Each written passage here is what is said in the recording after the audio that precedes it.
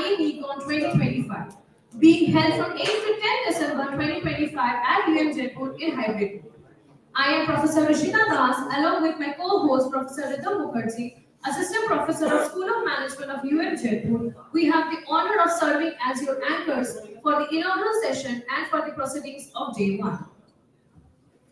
We are truly delighted to see this august gathering of eminent researchers, academicians, cutting-edge experts, young scholars joining us both in person and online to deliberate this intelligent embedded workshops and other development programs, the microelectronics, communications, and optical networks. Over the next 3 days of IEMECON 2025 will provide a vibrant platform for knowledge sharing, collaboration, and innovation.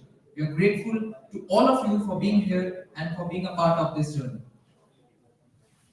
To commence this auspicious occasion in the best possible way, we now move towards the invocation.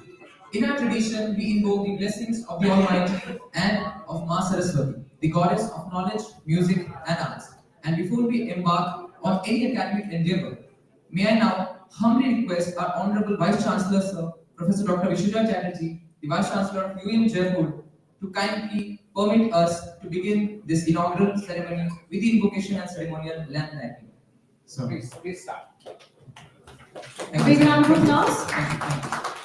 Thank you very much, sir. And we would like to, I will request all the dignitaries to please proceed for the lighting of the lamp. A big round of applause.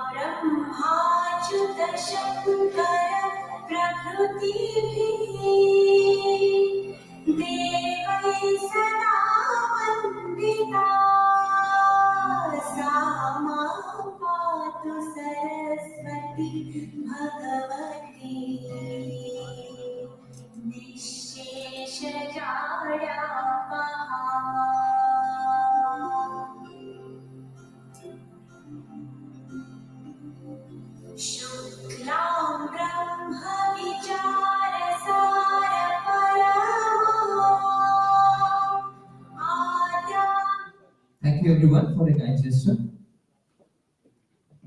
Moving on, we now take this opportunity to formally invite our distinguished guests and in-house dignitaries to the dais. It is now my privilege to request the following respected guests to kindly come forward and take their seats on the stage. First, we have with us Professor Dr. S.K. Ghosh, sir, Chief Scientist of CSIR CEERI Philalia. Big round of applause for sir. Next, I would like to call Dr. Arpit Khandelwal, sir, Center for AIoT and Application, IIT Jaipur. A big round of applause for sir. Then I would like to call our in-house dignitaries, Professor Dr. Vishnuja Chatterjee, sir, Honorable Vice Chancellor of UEM Jaipur. Please request him to please take the seat on the dais. And then we have with us Professor Dr. Pradeep Kumar Sharma, sir, Registrar of UEM Jaipur. I would request her to please take a seat on the dais.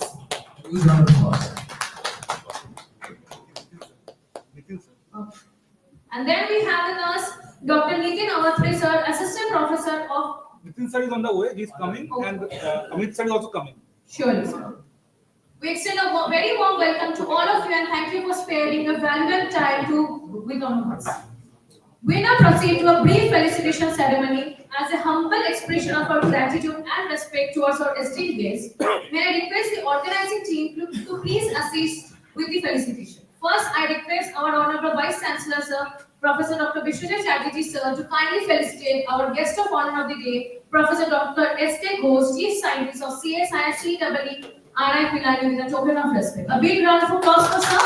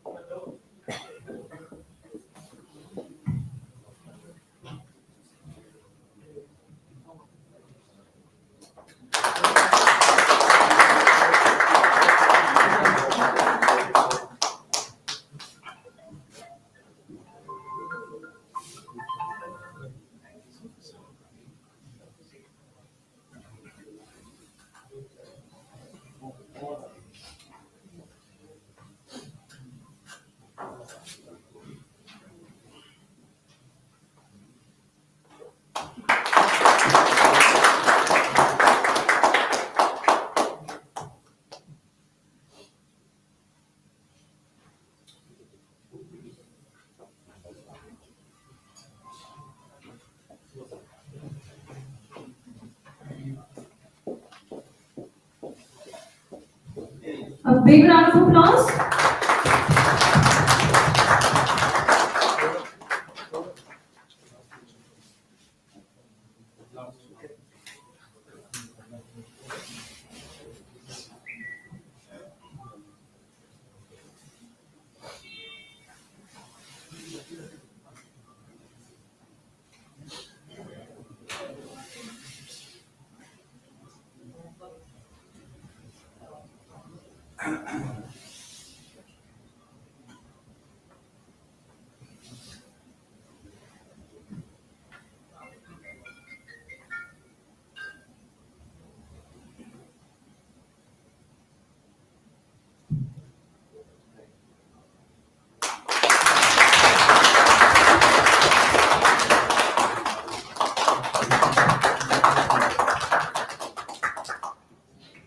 Thank you so much, sir. Next, may I request Professor Dr. Pradeep Kumar Sharma, sir, Registrar of UEM Jaipur, to kindly felicitate Dr. Arpit Khandelwal, sir, Center of AIT, AIoT and Application from IIT Jodhpur. A big round of applause for sir.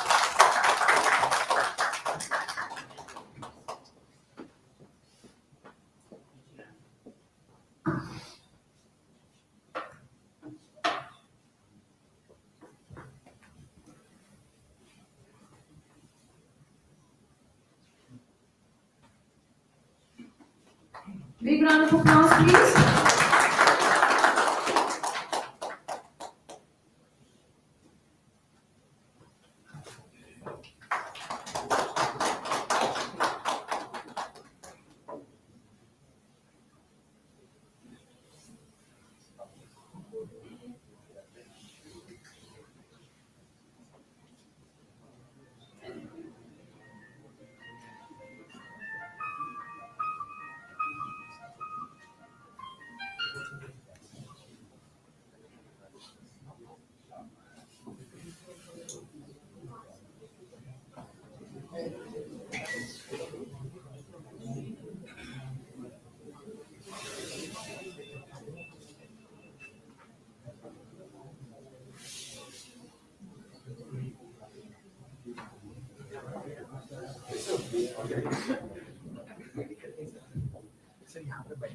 यहाँ बैठ जाओ यहाँ बैठ जाओ wait please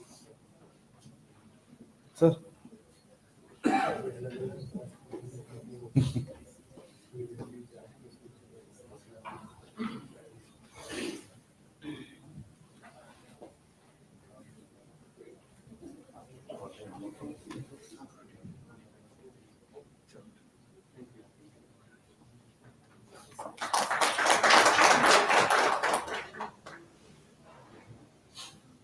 Thank you so much, sir, for the kind gesture. We have Dr. Amit Mahesh Joshi, sir, the Associate Professor from the Department of ECE, MNIT Jaipur, to kindly raise the stage in the dais. Thank you.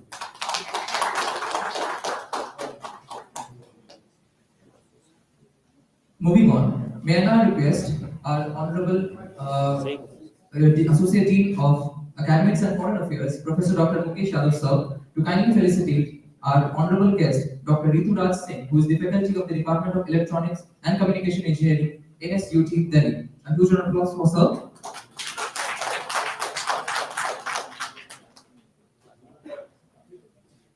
A big round of applause.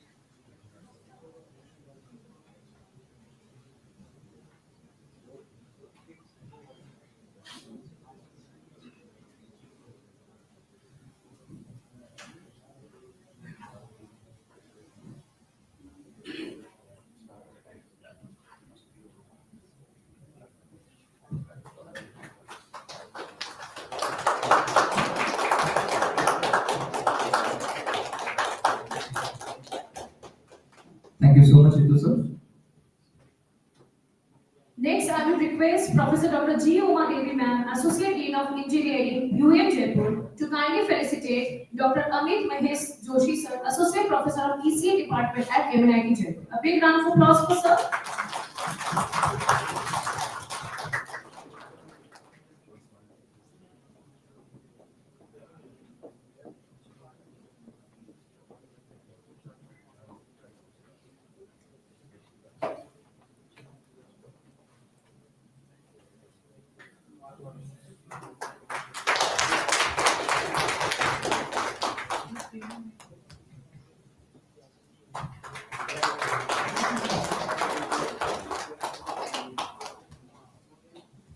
Thank you so much, sir.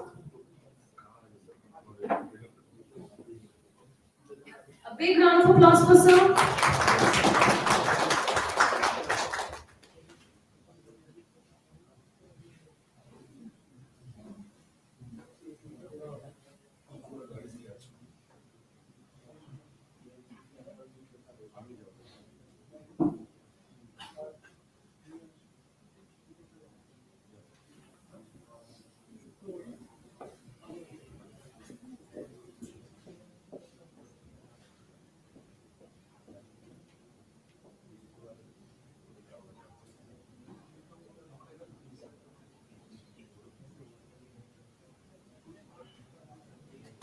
Thank you so much, sir.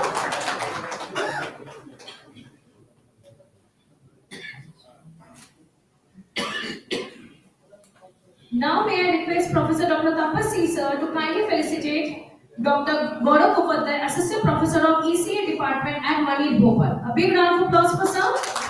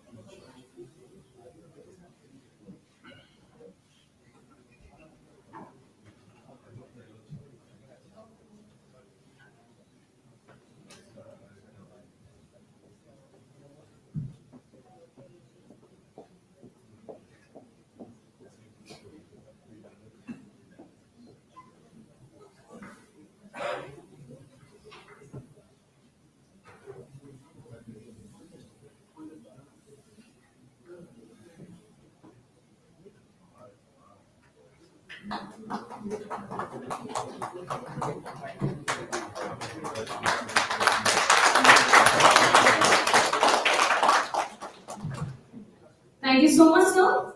We extend our sincere thanks to all our dignitaries for accepting our invitation and for being with us today. Your presence greatly enriches this conference, and soon Dr. Nitin Awatre sir would be joining us.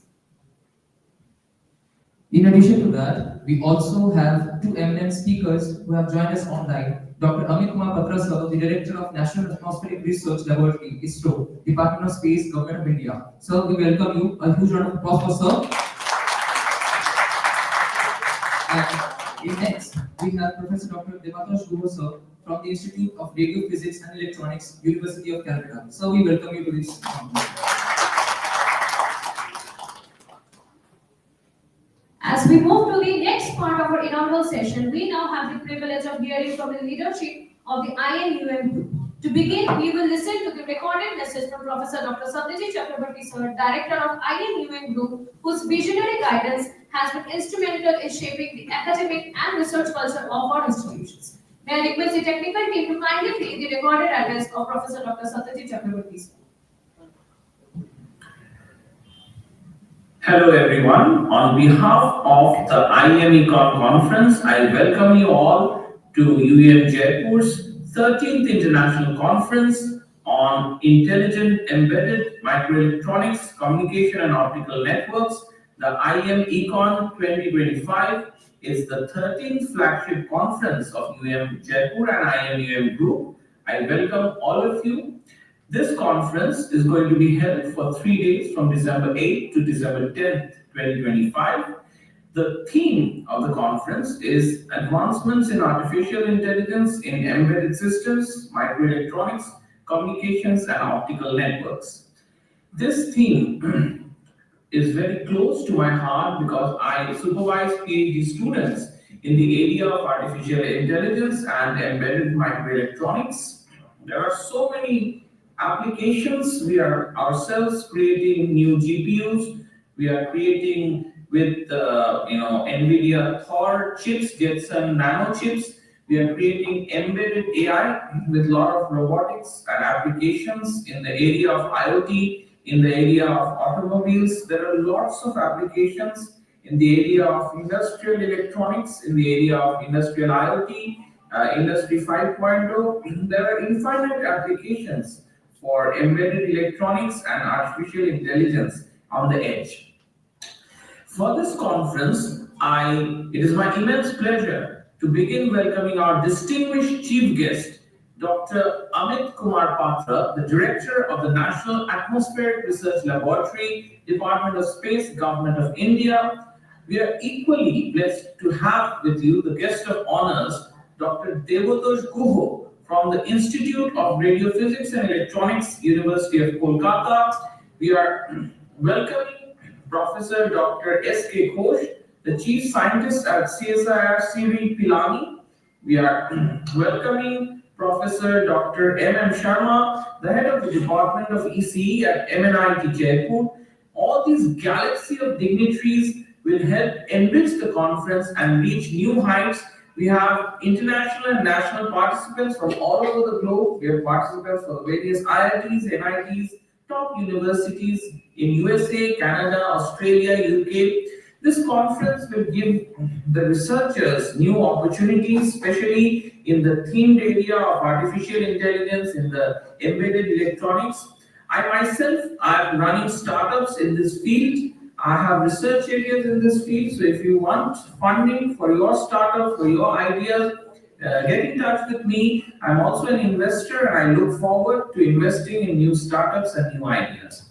Thank you all and good luck for this conference to have great 3 days of research, development, of new opportunities generated and new collaborations. Again, welcome all of you to the IEMECON 2025. Thank you so much.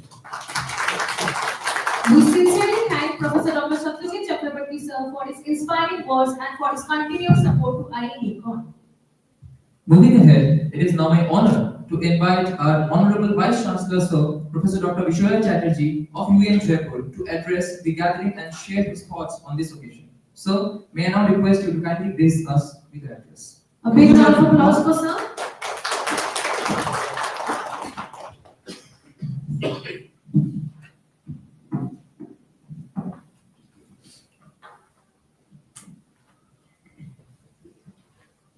Thanks to the organizers and thanks to all the participants over here. It is a big honor to be a part of this conference, IEMECON, which is a flagship conference of UEM Jaipur, definitely. This is the first conference that UEM Jaipur ever organized. So, 13th year, the 13th year? 13th. So 13th year is not a small time. I cannot say it's a huge time, but then again, it's not a small time. And we are having already 12 versions of this conference prior to this. And I believe that we have grown matured over the years. And now I'm proud to say that UEM Jaipur organizes one conference from each department. So about 10 conferences, minimum 10 to 12 conferences in a year we are conducting in UEM Jaipur. And in the IEM and UEM group, togetherly with all our 3 institutes, we are having more than 50 to 60 conferences in a year. So, yes, all these conferences are important, but IEMECON holds a special place because it is the first conference, as I said, that UEM Jaipur ever organized. And I'm very, very thankful to all the keynote speakers who came over here and the keynote speakers who will be presenting from their respective positions or respective places. And there was a chaos actually because of all these flight disturbances and everything. Many people could not come. I can understand that. But yes, if people are all present online and you will be presenting from all the places, that's a great thing for us. I wholeheartedly welcome Dr. Amit Kumar Batra, Dr. Debotosh Guho. Already their designations and everything has been mentioned. So Dr. S.K. Ghosh, Dr. M.M. Sharma, Dr. Gaurav Upadhyay, Dr. Rituraj Singh, Dr. Meenakshi Tripathi, Dr. Professor Nitin Awatre, Dr. Amit Mahesh Joshi, Dr. Arpit Khandelwal. I wholeheartedly welcome you all to this conference. And you understand, like Dr. Amit Kumar Batra, he is the Director of National Atmospheric Research Laboratory of ISRO, in the Department of Space, Government of India. He will be presenting online, and his presence or his deliberations definitely is going to raise the conference and raise the bar of this university to the next level. Thank you so much for agreeing to be a part, sir. And we will be having Dr. Debotosh Guha also, who is from Institute of Radio Physics and Electronics at the University of Calcutta. And we are having already Professor Dr. S.K. Ghosh, who is the Chief Scientist of CSIR Sri Pilani. Dr. M.M. Sharma, who is a Professor NTD at EC of MNIT Jaipur. And all the dignitaries who are present over here, like Professor Rituraj Singh, is the Assistant Professor of Department of EC and ECT Delhi. And we are having Dr. Gaurav Upadhyay, Assistant Professor, ECT Manik Bhopal. We are also having Amit Mahesh Joshi, sir. Thank you so much, sir, all of you. Thanks to all of you for coming over here. And I'm sure that your deliberations will raise the conference to the next level. A little bit about the topic, as Dr. Chakraborty was saying, it's very close to our heart. Yes, it's very close to our heart. Intelligent embedded systems. You know that it's been long now that Internet of Things is making a bit of noise. Internet of Things. Now can you imagine, the year was about 2011 and people were not knowing IoT. IoT was not really an established concept. At that time, Ericsson suddenly comes up with a video posted on YouTube and calls it Social Web of Things. And there we get to see that a person returning from office is interacting with his home over internet and saying that I'm returning, please make the necessary arrangements. And we see in the video that the home immediately wakes up all the devices in it and says, get ready, sir is returning. And we see that the vacuum cleaner starts functioning, vacuum cleaner starts cleaning up the carpet. We see that the microwave starting, something cooking going on inside, some food is being heated inside. The TV automatically switched on to the favorite channel of the person, the owner of the home. And all these things happening. And when the person enters the home, the light of the home switched on with a welcome sound and everything. Now, you understand, in 2011, people could not really relate to the concept. And it was really a question. They did not give the name properly also. The name was Social Web of Things. Now it is called Internet of Things. Now, once Internet of Things was a concept, we started talking about Internet of Intelligent Things. That not only these things will be communicating with one another via internet, but all these devices will be having their own intelligence. Now that means that the vacuum cleaner will have the intelligence that when it should clean the carpet. It's not that it should keep cleaning at fixed intervals of time. It should have the intelligence to understand that the carpet really needs a cleaning, or when the geyser should be switched on. The geyser should know that and accordingly do it. It's not only the communication from the home, but the Internet of Things. Because of the Internet of Things, that home communicates via internet that somebody is coming, the geyser should be switched on. The geyser should be switched on as per the requirement. If the temperature is very hot outside, then maybe the geyser will not be switched on or will be switched on and off according to the requirement. So Internet of Intelligent Things came in. Now, intelligent embedded. Interesting. So the intelligence needs to be embedded on chips, which we have seen in Internet of Intelligent Things.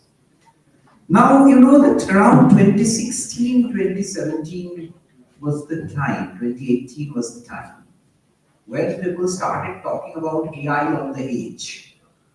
You know, before this COVID, AI was a concept, but it was not running, or it was not ruling the world.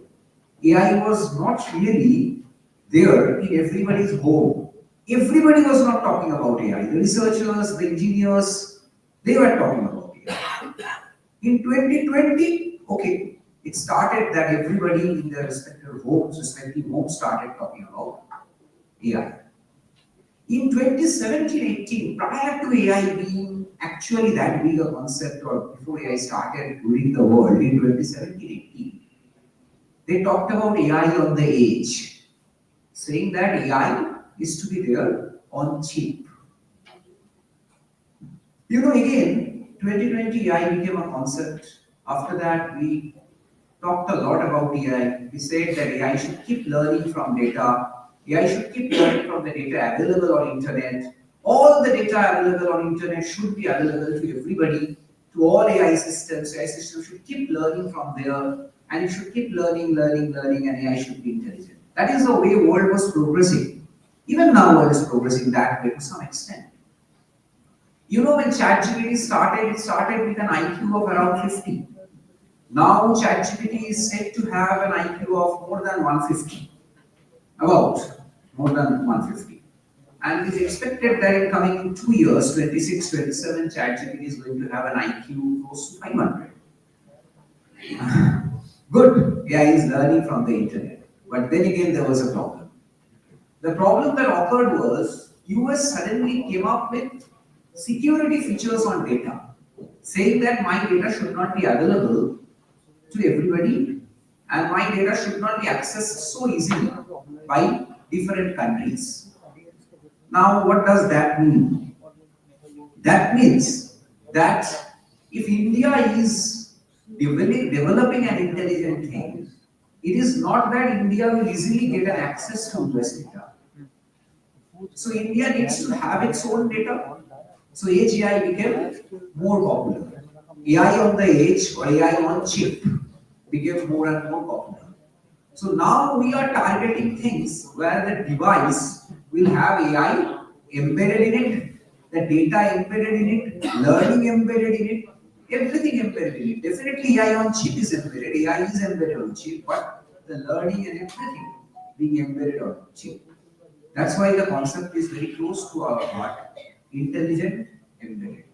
Definitely AI is having a lot of applications in all the things also, in microelectronics, communication and everything. Definitely there are so many researches that are going on in microelectronics and communication.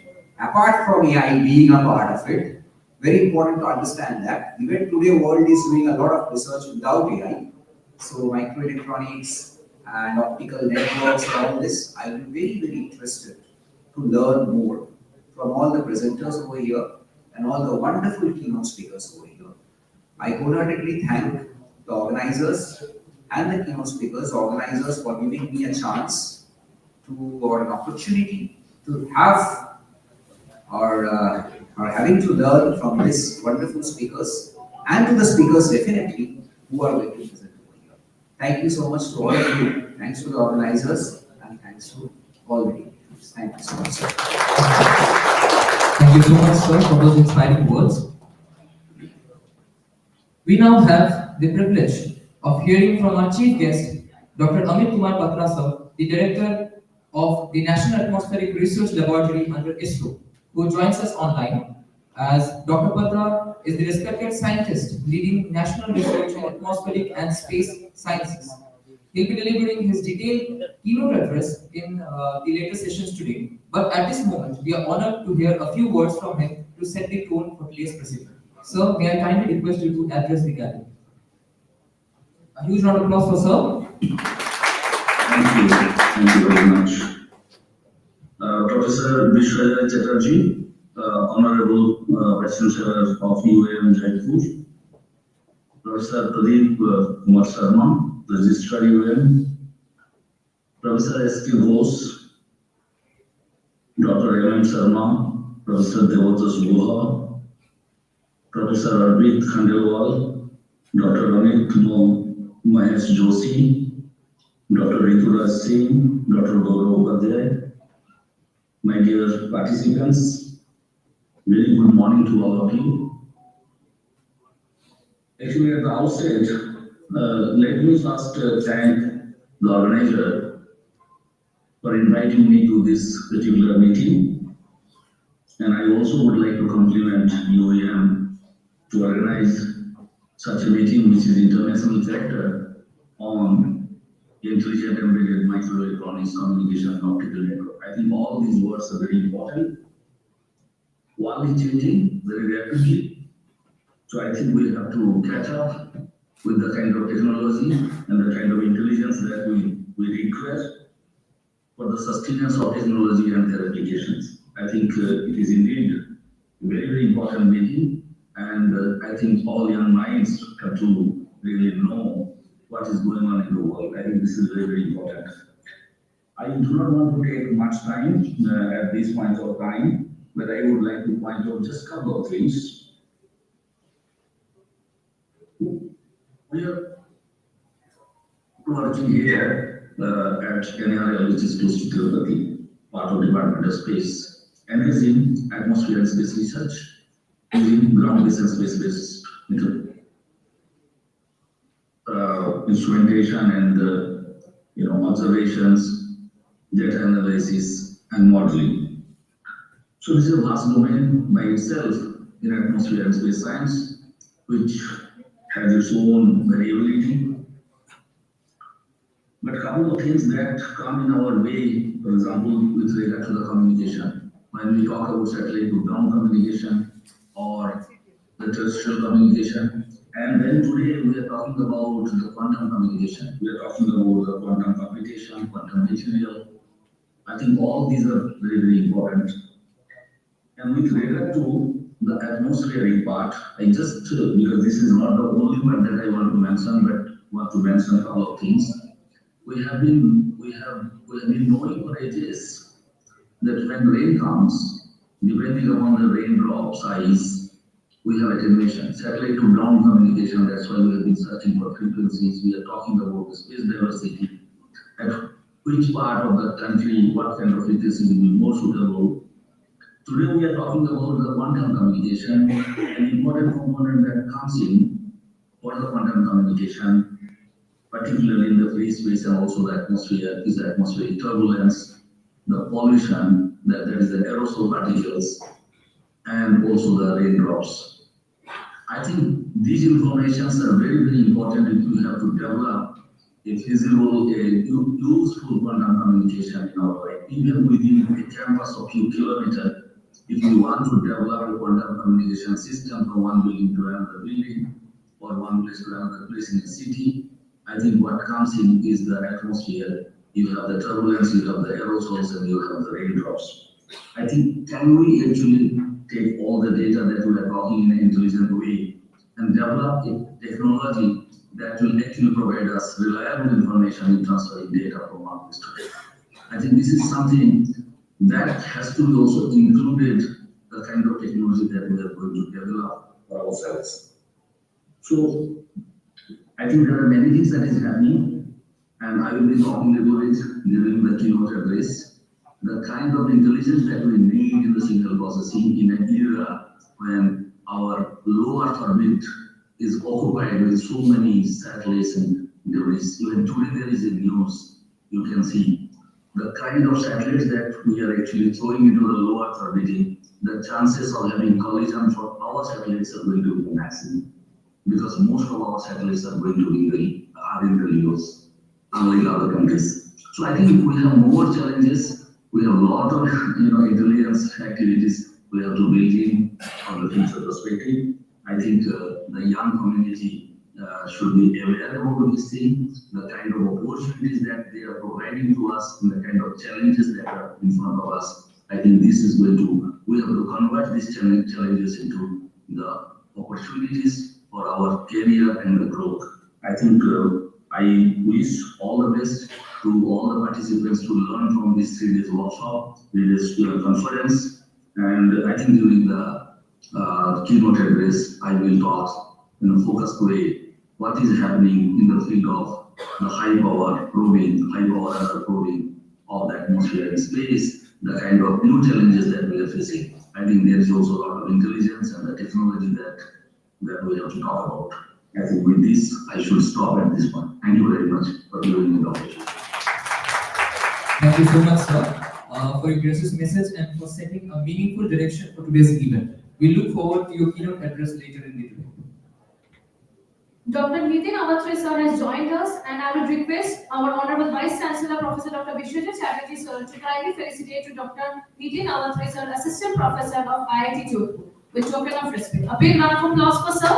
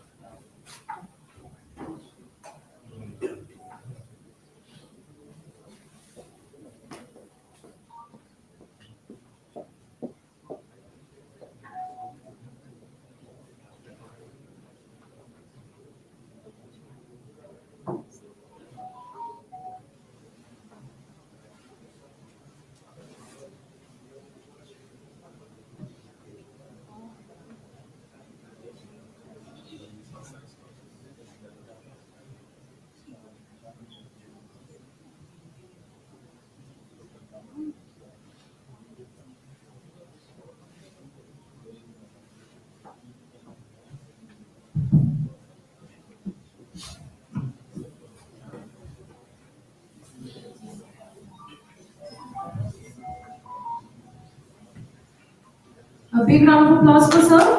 Thank you so much, sir. Women, please take your seat on the dais, sir.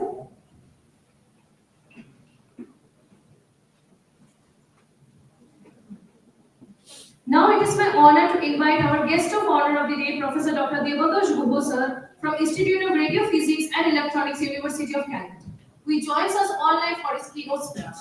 Professor Gubo sir is a globally acclaimed authority in antenna engineering, serving as a distinguished professor at the University of Calcutta and currently the acting dean for the Faculty of Engineering and Technology. He stands among a rare group of scientists who are fellows of IEEE and all 4 Indian National Academies of Science and Engineering. The Indian National Science and Academy, the Indian Academy of Sciences, the National Academy of Sciences, and the pioneer contribution to microstrip and dielectric resonator antennas. His excellence has been further recognized through prestigious national honors, including the 2025 J.C. Bose Grant Award and the Abdul Kalam Technology Innovation National Fellowship awarded by the Government of India.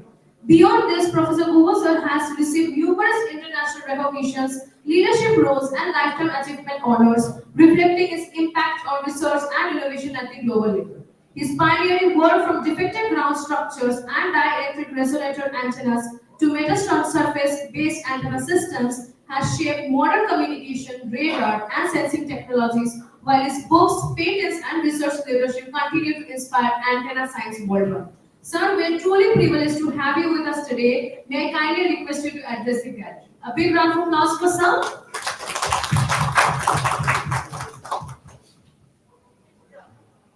Very good morning. Can you hear me? Yes, sir. Yes, sir. It is very difficult to address the gathering. I cannot see almost anyone, only a few, including the Vice Chancellor. So my beloved Vice Chancellor, Professor Chatterjee, other distinguished friends, I'm saying sitting on the dais, excellent that I was trying to tell you that dear delegates, friends and guests, my another beloved friend, we already met online, Dr. Patra. So congratulate and welcome to all of you for coming, for attending, and also giving me this opportunity to attend. This is your 13th edition, as I understand, and I remember probably from the very first one, I somehow got involved when the organizers and authorities contacted me. They started it and they had multiple sessions in India and abroad. I received invitations multiple times, but this was the first time I had opportunity to accept it and to attend. Unfortunately, due to some reasons in family, I could not attend in person. And the recent disaster in the airline service, that is also going to affect you. Understand? Things are getting delayed. So anyway, I wish you the wonderful today's session, effective interaction, exchange of information and knowledge. So I'm not going to waste your time. And if you allow me, should I go to my very short presentation? Absolutely, sir, absolutely. So, am I allowed to share my slide? Yes, sir. Perfect. Thank you.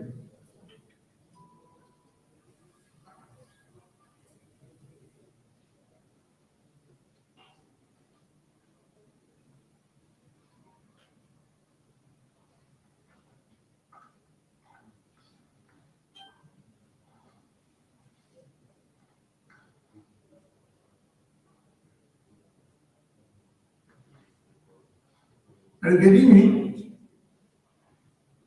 Yes, sir. Can you see this one? Yes, sir. My The slide? screen is visible. I am Yes, sir. not. Yes, sir. Okay.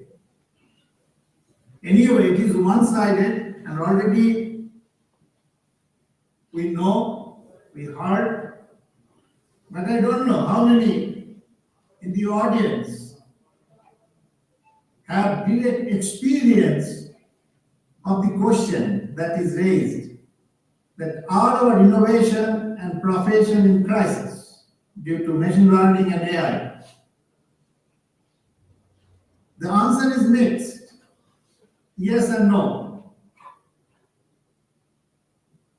I am going very fast, and for the young persons particularly, I'm trying to tell you that our mind and brain works.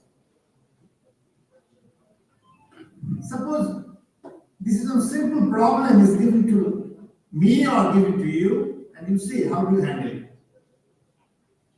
Actually, I faced this problem long ago, around 20 years ago, by one Canadian company came to me for one solution. So, but I'm not going to the technical details, but I'm giving you the essence of the problem. A simple problem you are giving on bucket. They're asking you that decrease the height, but no change in weight. You can solve it. You can reduce the height, and accordingly you can change its material or material thickness, you can solve the problem. Next is the higher order demand. Decrease the height, no change in weight, no change in volume. If it is that, then your calculation optimization will be different, but it is soluble. It is possible you can do it. Now the demand is like that from industry. Decrease the height of the bucket, no change in shape. That is very important thing. No change in shape, no change in volume, and no change in weight. So similarly, if the industry or the requirement, natural requirement, is like that, we're going to impose one after another demands, your human mind or human group or a group of human, it is not possible to solve the problem. So I'm sharing my one very quick experience.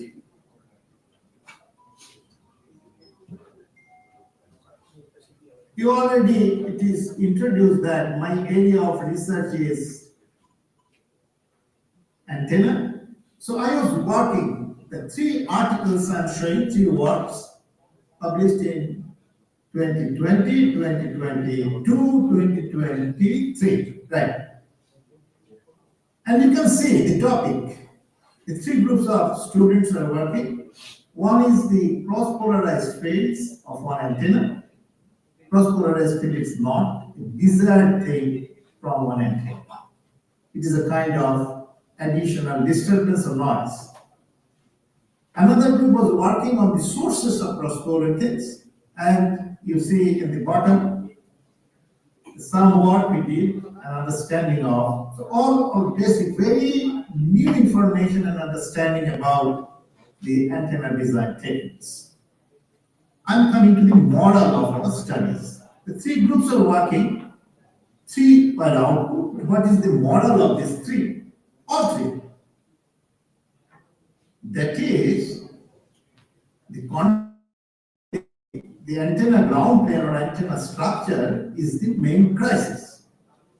And the figure you see, the dancing picture, it is actually the cross-polarized fields, which is not acceptable. And it is dangerous across the diagonals. Okay? So what is the moral of a story? The story is that if you can engineer the current, then you can reduce it. So that was our observation. Perfect.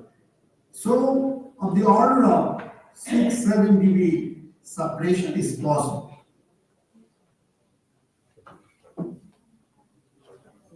We knew how to control. These are few examples I'm telling you. And this is the book that we authored in 2023. It is basically a completely new technique that can give you the solution.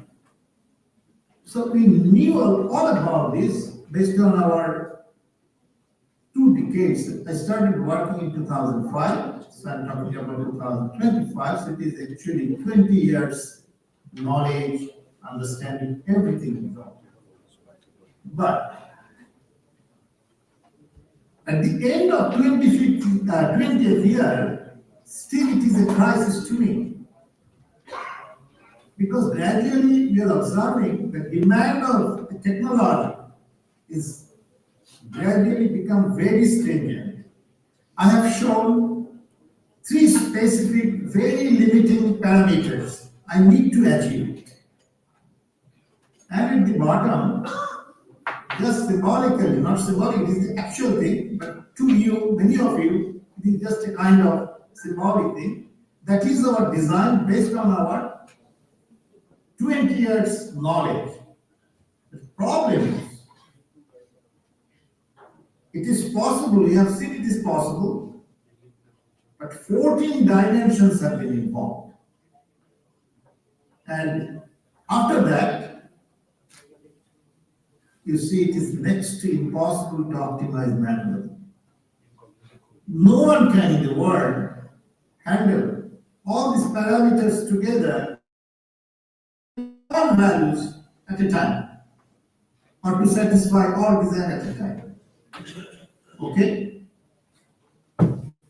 Now the solution is, we combined our background knowledge, already we did, and we added artificial intelligence. What is the result out of that? When we started working, I had absolutely no idea. It is actually to collect millions of data to feed to the algorithm. And later on, very recently I came to know when I tried to optimize another parameter, that each item of data needs around 7 to 8 days continuously running of this software. So you can imagine what kind of training and what kind of robust solution we need at this time. So we used particularly this hybrid differential evolution technique. That is the most updated and modern technique. And we got involved. One from ISRO scientists and two from University of Glasgow. That is a very strong group of AI, those who are working for antenna optimization. Okay?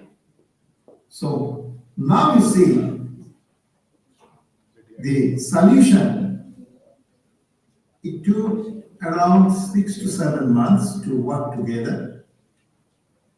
And by that time, we learned many things. I'm not going to tell, but I'm going to tell you the story that it solved the problem.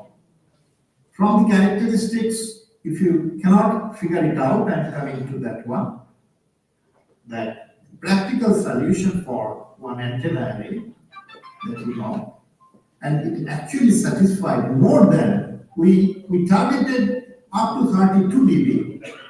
Final solution gave us 40 dB separation. So when signal is 40 dB down, signal is completely null or zero. Even 30 dB down is more than enough for us. Dr. Patsu can understand that 30 dB down means it is absolutely zero signal. So, and in satellite communication, they demand more than 30 dB, and 40 dB is the excellent one to isolate the signal from your system. So, we got the solution, we became successful, and it is a kind of our learning that where our limitation comes and where AI can help us like an enormous power. So this is my final slide, friends. Based on my last 3-4 years experience working with the one very group of AI, that AI depends on your ideas and your inputs. If you supply garbage, AI will produce garbage. There is no other way. So when you are giving AI your data, it has to be 200% pure and correct. So it is your responsibility. AI produces successfully when you are pure and pure precisely active. Otherwise, it cannot create new thing. And best AI means best mind. So don't worry. The world will grow. The humanity will be more efficient, more prosperous, based on your mind and your efforts. Thank you.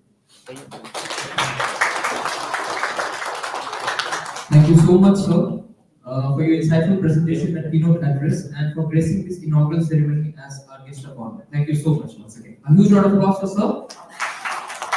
And one happy new year for all of you, because we are close to the 2006 with more AI in the future. Thank you. Happy New Year to you, sir.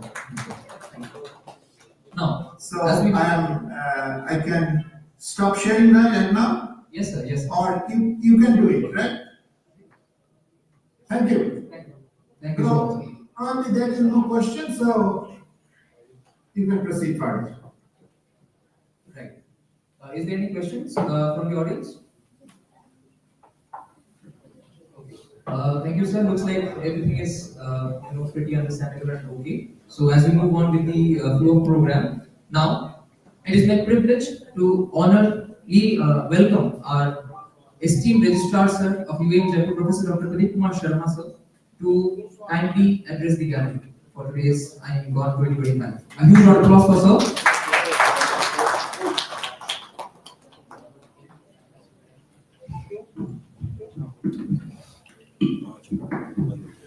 A very good morning.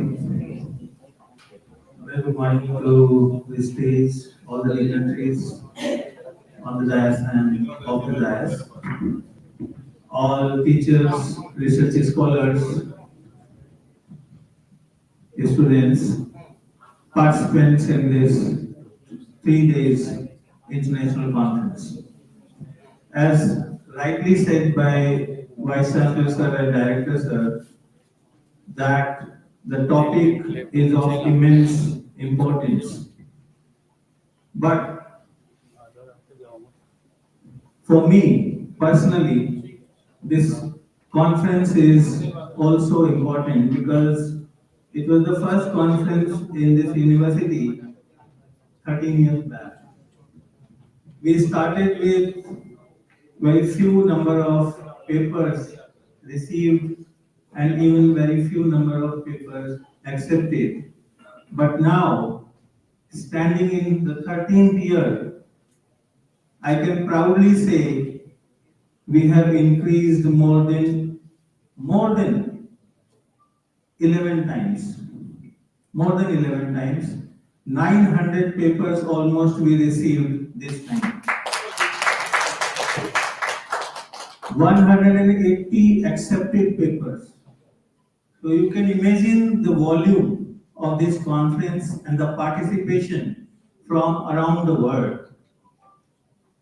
Most of the countries participants are there, and the topic is such that the intelligence is to be embedded, and as Sir rightly said in the previous keynote, that the best minds are behind it. So when the best minds are behind it, so definitely they are putting all efforts to make machines intelligent. And I hope the machines will be intelligent enough to understand what is good, what is bad. And that is why there is ethical AI. When we are saying the AI, responsible AI, I think the responsibility lies with us also, as rightly said by the keynote speaker, that we have to provide almost 200% accurate data. So when we are doing so, I just want to inform the gathering over here, sir. UEM Jaipur continuously making efforts for providing all sorts of supports to our students, and recently, sir, we are establishing one high computing supercomputer lab in our campus. Today we have received the machine in our campus, and I hope within this week it will be established. The first supercomputer lab, I hope, in Rajasthan, and the kind of chipset we are using, sir, is only one in India right now. We are, you can say, in the top institutions category since last many years in Institutions Innovation Council. And as far as the patents are concerned, this time also we are in the top positions. Sir, recently the status is 725 patents published and more than 150 design patents are granted. Already granted. Teachers and students are writing copyrights, and we are reaching about 150 copyrights this time. 3 design utility patents already granted to our faculty members and students group, and proud to say that the topics and means patent headings are in the IoT. So it's a great, you can say, proud to say that in this particular field only, our teachers have written patents which are already granted. We are in the process of commercialization of all these things, whatever the next steps are, talking to the industries. But my point is over here that these kind of interactions, when the galaxy of these leaders from the industry and academia are here in UEM Jaipur campus, we as a teacher, we as an innovator, we as a student benefit. And definitely, this is the sole purpose of these kind of conferences. I hope in the coming years, this IEMECON definitely will move in a, you can say, one of the leading international conferences in India. Thank you. Thank you very much. Thank you so much, sir, for your encouraging words and for your unwavering support to all our initiatives.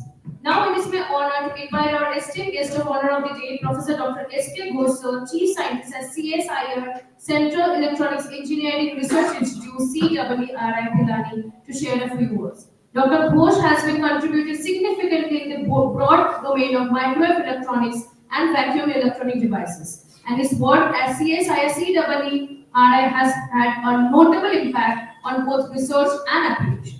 Sir, we request you to kindly give us a brief address and set the stage for a keynote later today. A big round of applause for sir.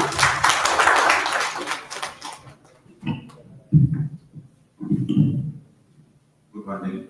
Now, good morning. So, thank you for the organizing committee for inviting me, first of all the dignitaries in the dais and guests and who are online joined and other faculties, students of the UEM University here.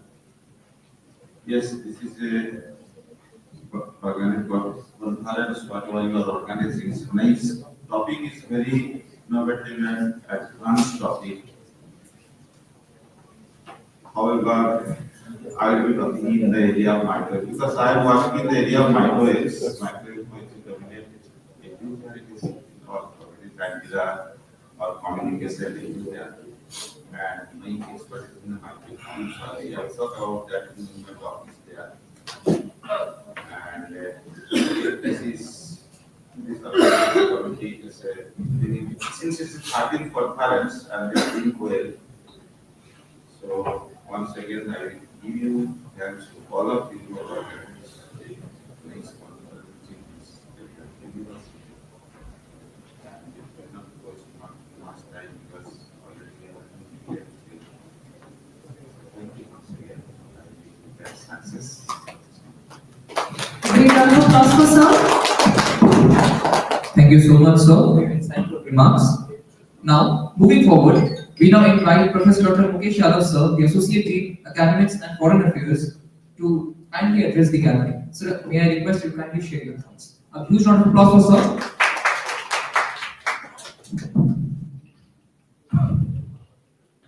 Honorable Chief Guest, Guest of Honor, Honorable Director Sir, Honorable Vice Chancellor Sir, Honorable Registrar Sir, all the guests sitting on the dais and sitting on the other side of the dais, dear faculty members, and all the enthusiastic researchers, presenters who are present here. I welcome you all to this 13th International Conference on Intelligent Embedded Microelectronics, Communications, and Optical Networks. It is really a pleasure and honor for us that we have reached to the 13th edition of this conference.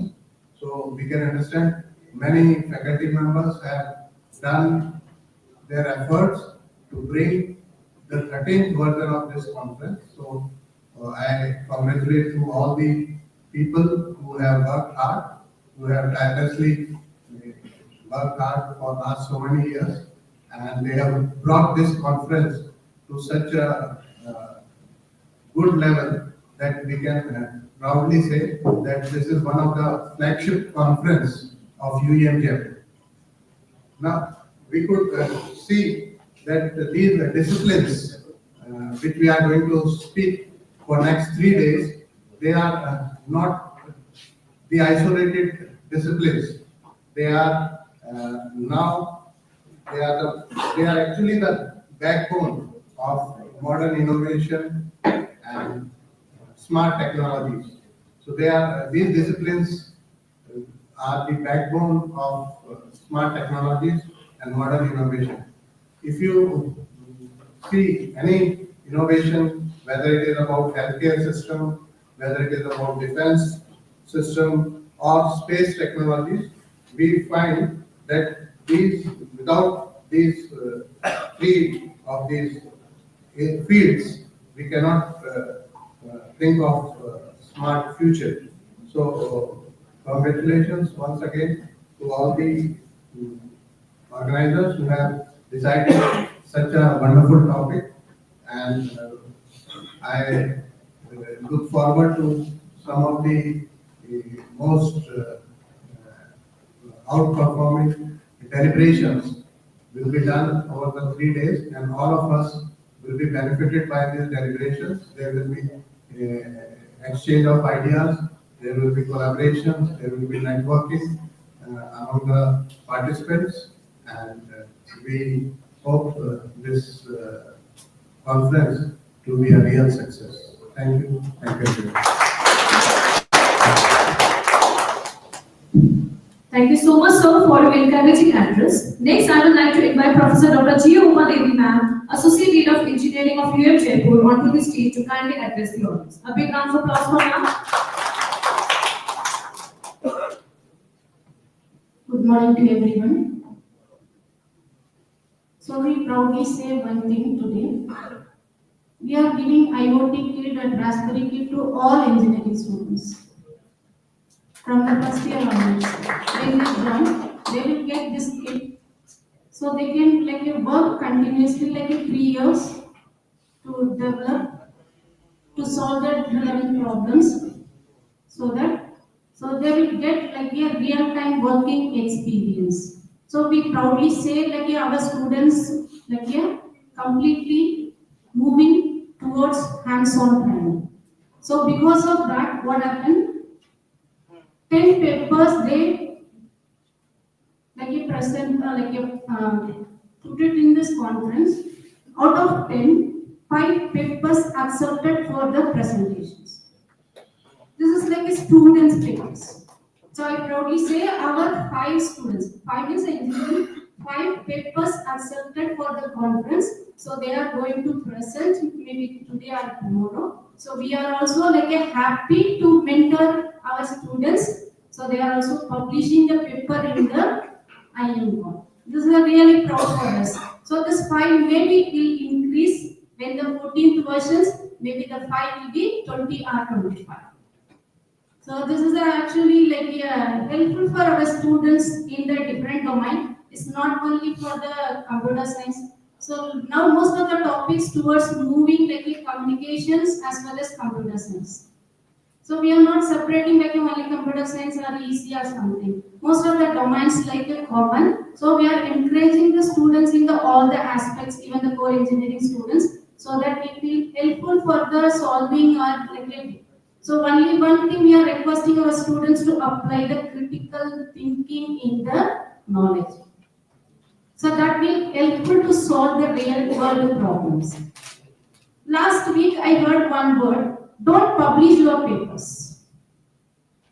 Publicize your work.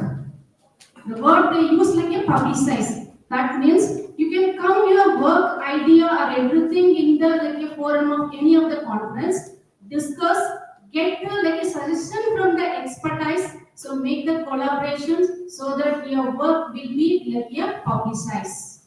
So here also I request all the researchers and faculty members, just think, don't publicize your work so that your citation also will improve. So all the best for all the IM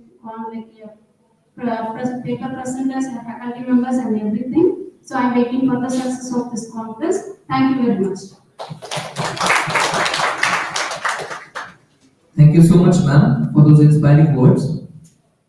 Next, I would like to call our Honorable Associate Dean Academics, Dean Research Sir, Professor Dr. Tapasya Sir, to address the gathering. Huge round of applause for sir.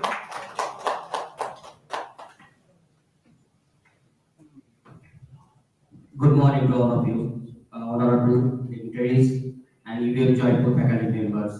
I welcome you all to the international conference, 13th International Conference, Intelligent Embedded Microelectronics, Communication and Optical Networks, IEMECON 2025, organized by our university. First of all, I would like to thank all the authors who have submitted their good quality research papers to this conference. I also congratulate all the authors for the acceptance of their papers in this conference. I also would like to thank all the keynote speakers who have or will deliver their valuable speech on trending and emerging topics. And finally, I want to thank the members of the organizing committee who have accomplished all the associated tasks. Apart from that, I want to convey one information that we have so many resolutions for 2026 from our university. The two important resolutions for 2026 is one, technology, precision agriculture and healthcare science and medical science and technology. So we are working on mission mode in these particular topics, two topics, and I hope that by the end of 2026, we will come with quality solutions. So thank you all and have a nice day. Thank you.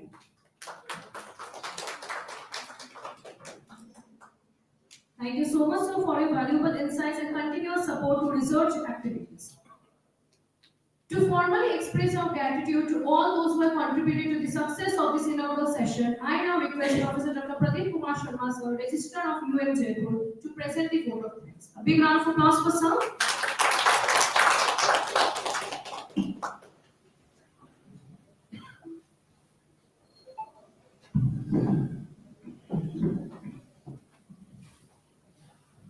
It's a very difficult job to do, saying thanks.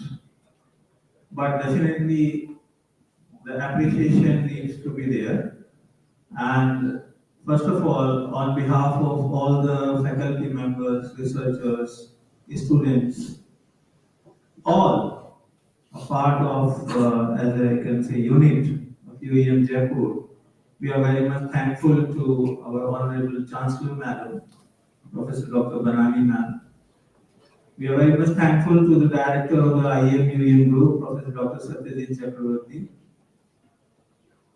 who has given, you can say, the first supercomputer to our university recently, and Professor Dr. Biswajoy Chatterjee, Honorable Vice Chancellor of the university.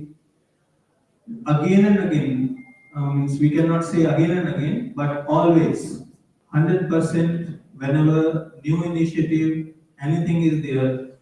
So VC sir is always behind that, supporting and always providing the necessary support. Thank you, sir. In addition to this, I am very much thankful to all the resource person over here and the dignitaries, starting with Professor Dr. Devatosh Guha, sir, from Institution of Radio Physics, Dr. Amit Kumar Patra, Dr. M.M. Sharma ji, Dr. Amit Kumar Patra again, Professor Dr. S.K. Ghosh sir, Amit Mahesh Joshi sir, Dr. Arpit Khandelwal sir, Dr. Nitin Avathare. Thank you, sir, because when we are discussing the things in the IoT-based things, and the topic is intelligent embedding, I hope we require a kind of support where university students, research institutions, as well as industries align with the same goal, making the things intelligent. And I hope within next few years we will achieve these goals by making our students enable in different kinds of, you can say, organization in the work in the same. I just want to thank Dr. Sanyog Rawat, Dr. Dinesh Yadav, and Dr. Rajeshri Bhattacharya and Dr. Sandeep Vyasji for accepting our request for being the keynote speaker for this conference. See, when this conference was there, and when we are saying that it's the 13th conference with a large volume of papers accepted, received, there is a big work. You can say years and years of hard work is there, and definitely the organizing team led by Professor Dr. Prashant Ranjan, the head of electronics department, Professor Surajit Sur, Professor Ditto, and Dr. Anshuman. So all teachers who have been part, means I hope I am missing some names, definitely Devajyoti, Dr. Devajyoti. So definitely means it's a long list. So I must thank all the members of UEM Jaipur family who have made this conference possible. And now we are sitting here, and the supporting staff also doing technical things possible over here, and all those teachers and staff, students who made this possible today.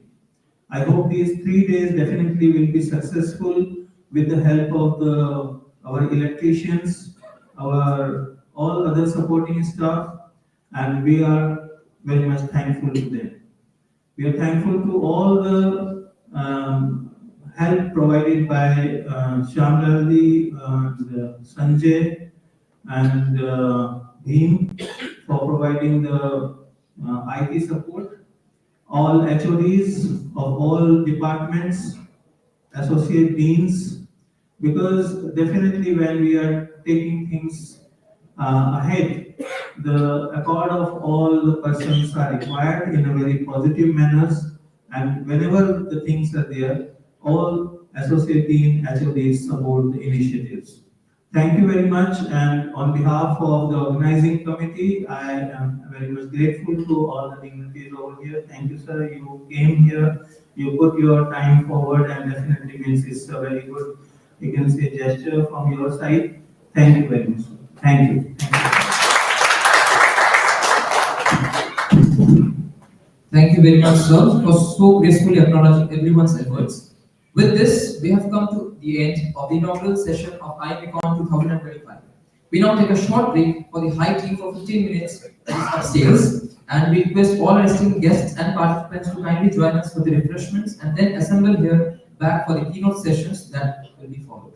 Thank you. Thank you, everyone.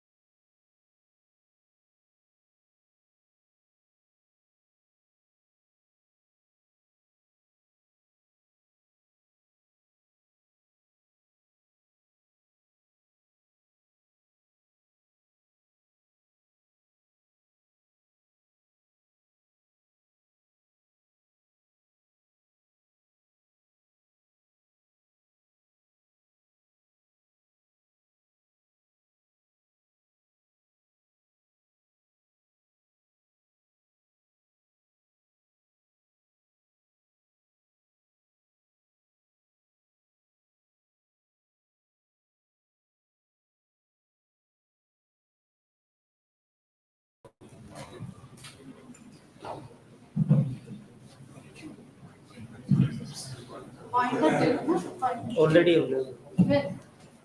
said. Pointer is the pointer.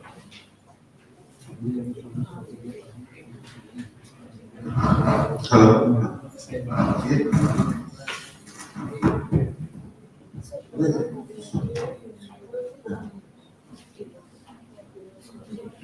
Okay, so before going to the detail, it is because basically microwaves has relevance to this electromagnetics.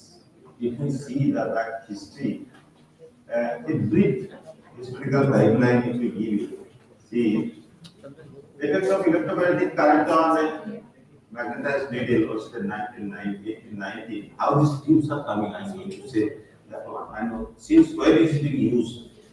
Maxwell's equation, 78 to 70. Experimental appreciation of this electromagnetic wave, 87. Cathode tubes are coming now. Because you remember earlier, those who have seen earlier, those radios, TVs, they used to be in halves. They are diverter halves. They are now replaced with transistor tubes and all this. Cathode tubes, 97. Radially, this goes mercury, and 95, 90. Then flight tube, as practical executive, 1930. Transit time tube that was used in earlier those days. Commercial electron tube in 1920, 1920. Now magnetrons are coming. Since World War II, it was used for its power and transmitting signals. It was used in American aircraft only that time past. Cavity. There are different versions of cavity magnetrons are developed during those days. Linear beam microwave tubes theory in 1935. Klystron then came. Klystron had different version actually, certain gallium brothers that was also used in World War II. Cavity magnetron. Then this is the traveling wave tubes. This is the most precise and complex tube till date and widespread used in all purposes. You will see how it is being used everywhere. And first practical tube 1942 from Private Doctor was presented and its patented was by the PRC in 1946. Now later on this hyper devices in NASA's electronic counter measurement in defense sector. Earlier version of Gyrotron, these are the developed. Now, what is the microwave and what is the definition? Because many people knows about it.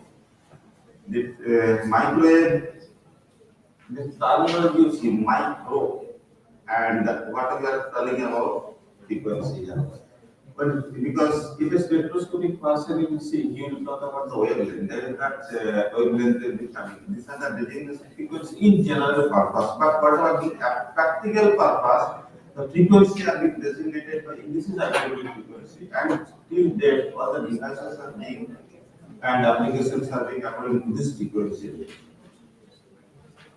So, in this frequency range, we use different purpose, organs are being used, all communications are being used, different sector different devices are being used.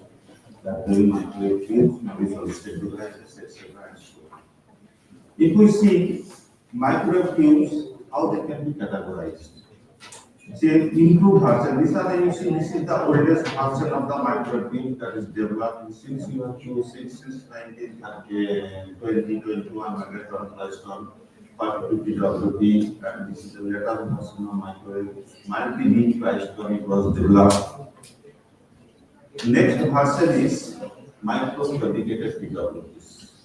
This goes high frequency, about 100 gigahertz and so on. What are that? This structure will see. This is the conventional, as I told you, the solid state devices are also coming up with the high power and frequency application. But when the power is coming high, they fail. So what happened? This to get married and give an product that is called micro dedicated PWP. That is the full name of PWP.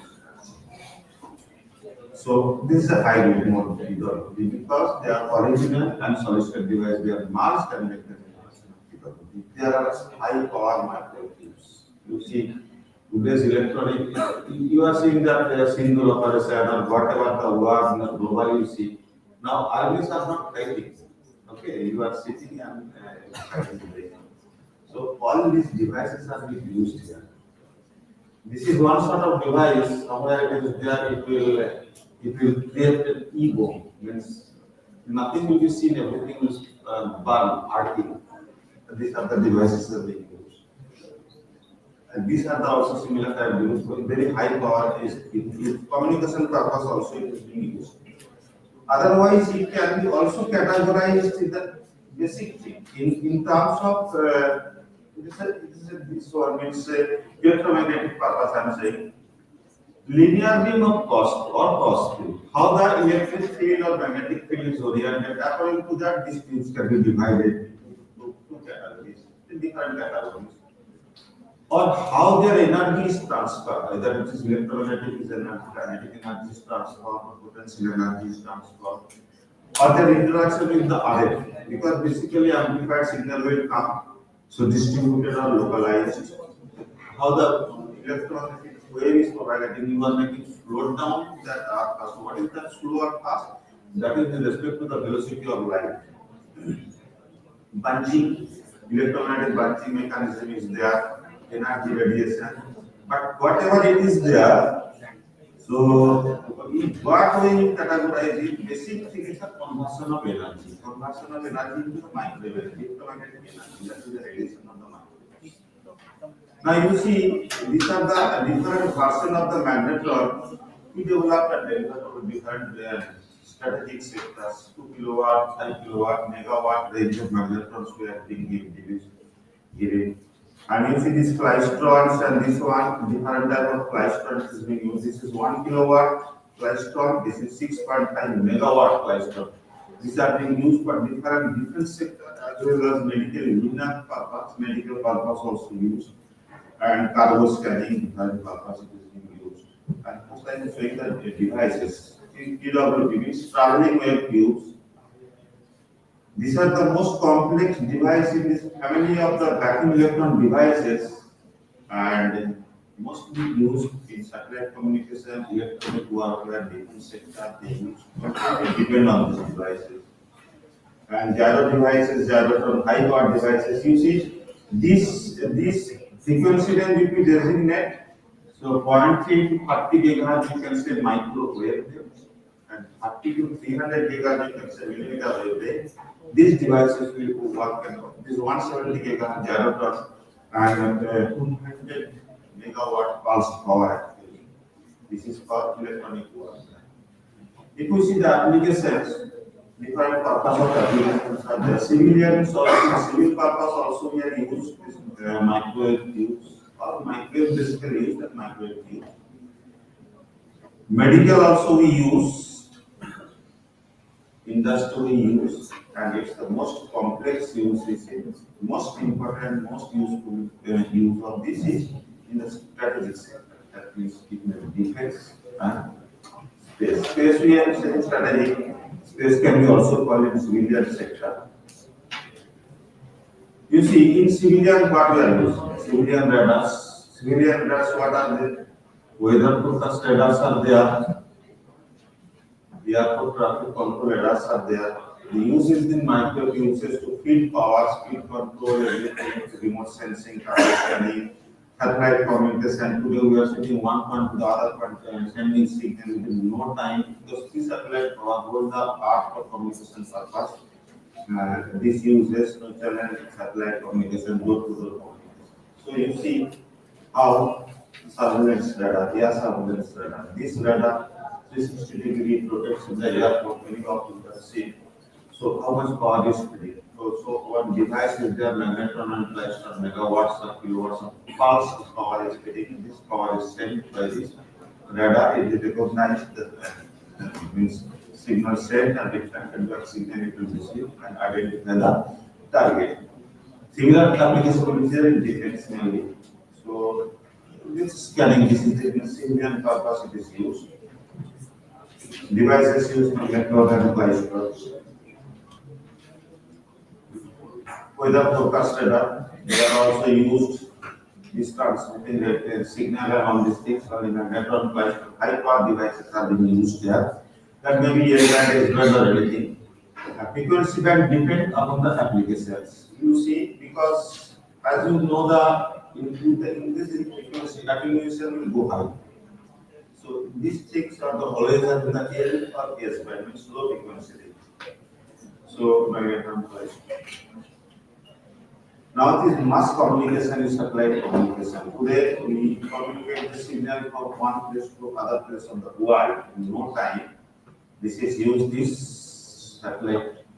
This is satellite communication. This device is used as early PWPs are being used. Of course, this is not the strategic civilian purpose. This is for defense purpose. We'll see later. All these things. Only this thing is here traveling use because wide bandwidth required. Power is not high these devices, but bandwidth is so high. No other micro device or solid state device can come into parallel with these devices. Till then, it captured around 60% of the global market. Okay. Next, you see medical application. You know all of this. That's medical units are there. That the NMR, CT scan, all these things uses magnetron. And domestic purpose where we see the microwave working. There are 2845 megahertz magnetrons are there. Lungs water detection, so many medical applications. It is not everybody. So scanning, whatever, cancer therapy, all these things uses. So they are all use this medical arena. This medical arena uses magnetron and price. Depending upon the power and frequency, what type of devices are being used, their devices are fit, and the power is set. You see, this is the scanning, what is called MRI, magnetic resonance. That is the magneton is used and this power is set and accordingly this is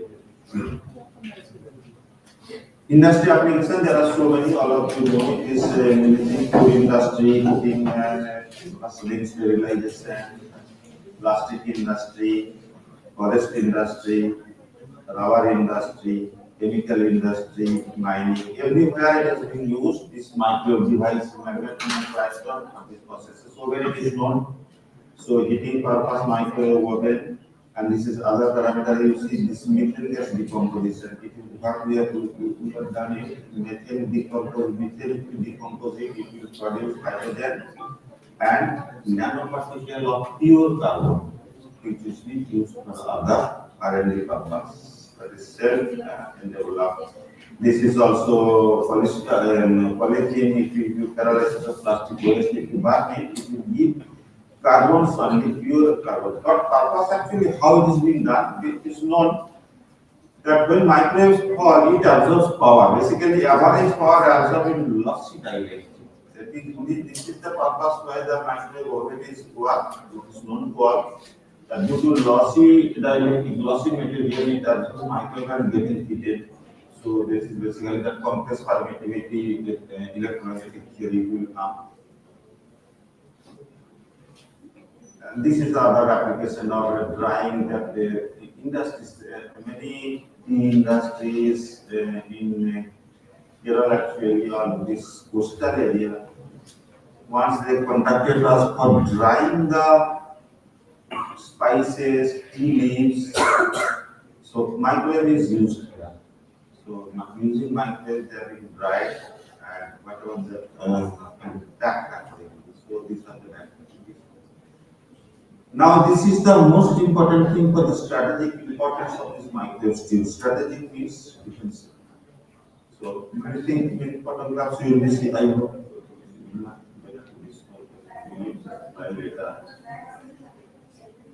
Different systems, missile tracking, guidance, everything on depend on this.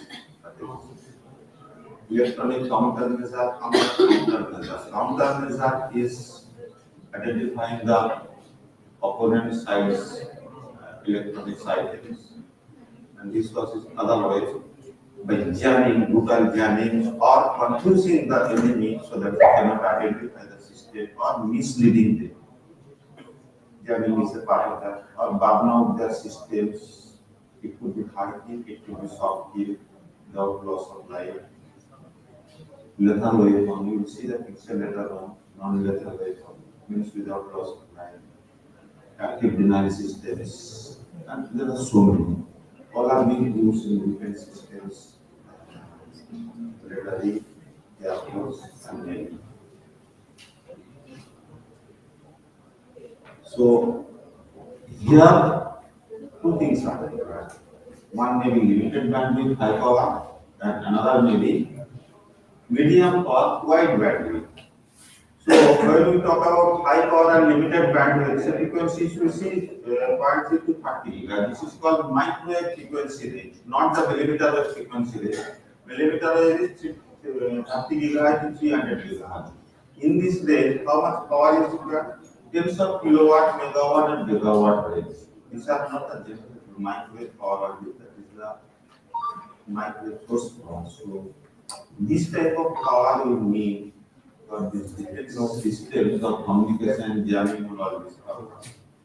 Device magnetron isotopes are being used. So millimeter wave frequency range 30 to 300 gigahertz. They are few words because polar wave CWs they are coming from bandwidth. Microwave and gigawatt power we are needing for gyrotron, gyrotron, etc. This will evaluate how much power for this. Okay.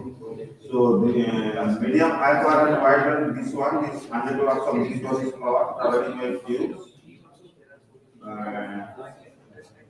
You see, these are the control, fire control, different type of radars are being used. I will speak quickly. Traditional magnetrons are different type of devices are used. These are the different type of magnetrons are used in this purpose. The power is very high. Limited because Ciclystron, these are the 6 megawatt Ciclystron, this for cargo scaling and airport radar also.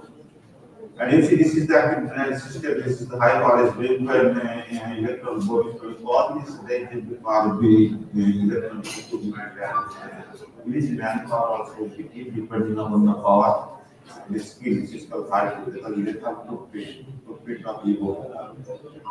So frequency range 10 to 100 gigahertz, this means 100 megawatt to 100 gigawatts of power is being used to fill all these things. So magnetohydrodynamic generator, flux compression generator, or combination generator, they are being used to generate this high power. This is the gyroscope of different power. This is paramount and complex application of the PWD. That is the most complex device in this one, medium to high power to wide bandwidth. This is called traveling wave tubes. It covers 60% of the global market and most complex devices, very poor yield, very high cost. These are the type of devices. You see this application, you see this all these missile control patterns tracking the uses traveling wave tubes for complex this one. These are the different type of different missile carcass, missiles, robots, all these things are used in missile control and guidance and all the things are used. Jamming signal, jamming of this whether warhead is going on, how to tracking and jamming signal, this one, these are the devices are used. These are how electronic warfare, signal transmission, signal detection, and jamming. These are the devices are being used because of this. These are the electronic warfare system, ECC, electronic countermeasure system. These are the devices are being used. Complete now this electronic warfare and whatever war is happening across the globe, US and different countries, armies are not coming. Everything is controlled by the signal or satellite signal overhead. So PWDs are effective for the wideband power. When high power is required, wideband PWDs application. Number of PWDs are connected in city. That should be gain and take. Without their in their areas are locked, so this power will be amplified. All these things uses devices PWDs. Different version of PWDs. You see, earlier in the 1970s, it was how the PWDs were given. In the version, if you see the previous version of PWDs, Morning, two things we have just received. One was talking about IoT, another was example was bucket. Now that IoT means microElectronics will think about inductive output device, that is a very high-power device that is being used instead of Internet of Things. And that bucket example was given that is size has to be reduced in weight cell. But in these devices, what is concerned? Bucket has to be reduced, weight has to be reduced, but performance has to be enhanced. You see the complexity. Since these devices you see from earlier those devices, it is coming up slow. Now these devices are whatever we are doing now. Size is coming out, weight is also reduced, and this is 6 to 8 megahertz bandwidth DWDM. No other device will give, and 100 watts of average power it will provide. These things are used in level tracking system and radars. So this is the complex. When the solid state device will be this is that device is used in this system for all these missile system. This is called the microwave power module. So these are the, if you see the carbon structure is very complex or like that, this is the listing. Wideband amplifier, unparalleled in the family of vacuum electron devices, unique combination of power gain bandwidth, no other devices will do this thing. No other devices can come into parallel. One device can provide all these things, power gain, efficiency, bandwidth. Very complex structure, very good. What makes it different? You see the structure, if you see, you can see it's just like a human body, very complex. Okay, there is a major things I have said, not other things. There is major things that you can see, and the heart, the pumping system. The heart pumps the blood in the blood body. They are the electron beam source that produces bunch of electron beam, basically high energy electron beam into this structure. Next is the breath control. Your brain, even if your heart pumps blood, if your brain fails, you are no help. Similarly, that is the interaction structure. It performs everything. Power, bandwidth, gain, efficiency, everything it will perform on the device. So complex structure. And similarly, the stomach, that energy, stomach, you recover all the energy from food, the character will exchange all the energy from the electron beam, recover the electron energy of the electron beam. The hands for exchange on your give and take, like that input and output coupling system will do that, it will take an indication. So all this, if you see the four main components, one doctor cannot do all these things. For specialized doctors are there, like that we don't teach and migrate with different specialized person will be there. Now we talk about behavior, some generation and within function, all these things it will do like that. Complex design areas are coming up. Different complex design process, different type of metal, non-metal it will be used. Very high precision material, gold, platinum, diamonds are being used. And like all these things are very small. Okay, I will come. These are the different type of direct energy weapon. These are the very critical strategic importance. We are being used in these devices in our defense system. These are developed devices are there at our institute. We provide these devices to develop this one, and these are being used in our defense system. Okay, some other application I am skipping out. And so basically, killing purpose, hard killers in the different in the instruments or otherwise kill the as well as humans also, depending upon the power of this one. And solid state device, okay, this one it was telling that it is coming in comparison to the PWTs. Okay, let me finish this one. Solid state devices, anyhow, there are certain limitations. It cannot come into the parallel because power, bandwidth, and thermal management is there. Okay, I will skip all these things. So the time is here. Okay, now thank you very much for your any question is there you can ask. Or if I is not there, I am there, you can ask.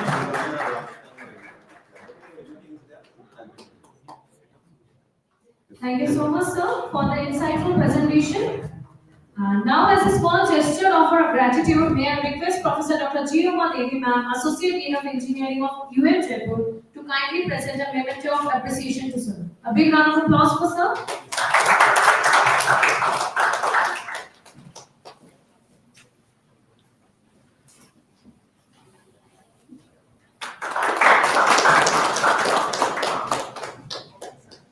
Thank you so much, sir. Thank you so much, ma'am.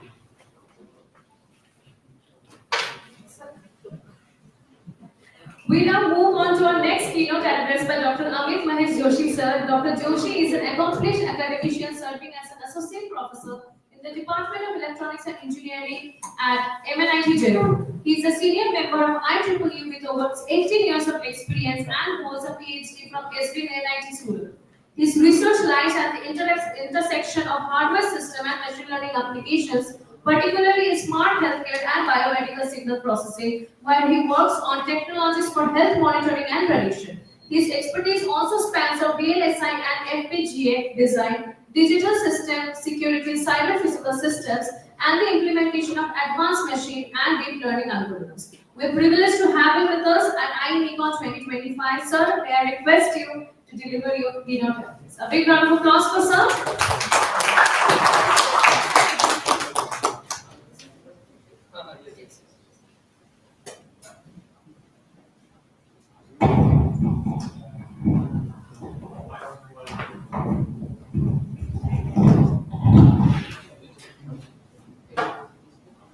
Hello.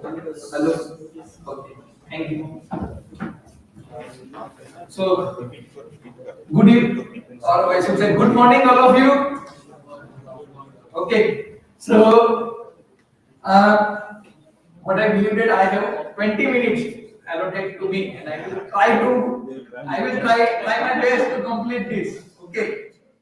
Because initially I thought that means I have a higher means slightly larger time, so I cut short my PPT to just ensure that it should be completed in 20 minutes. Okay, but at any point of time, if I'm exceeding the time, please do let me know.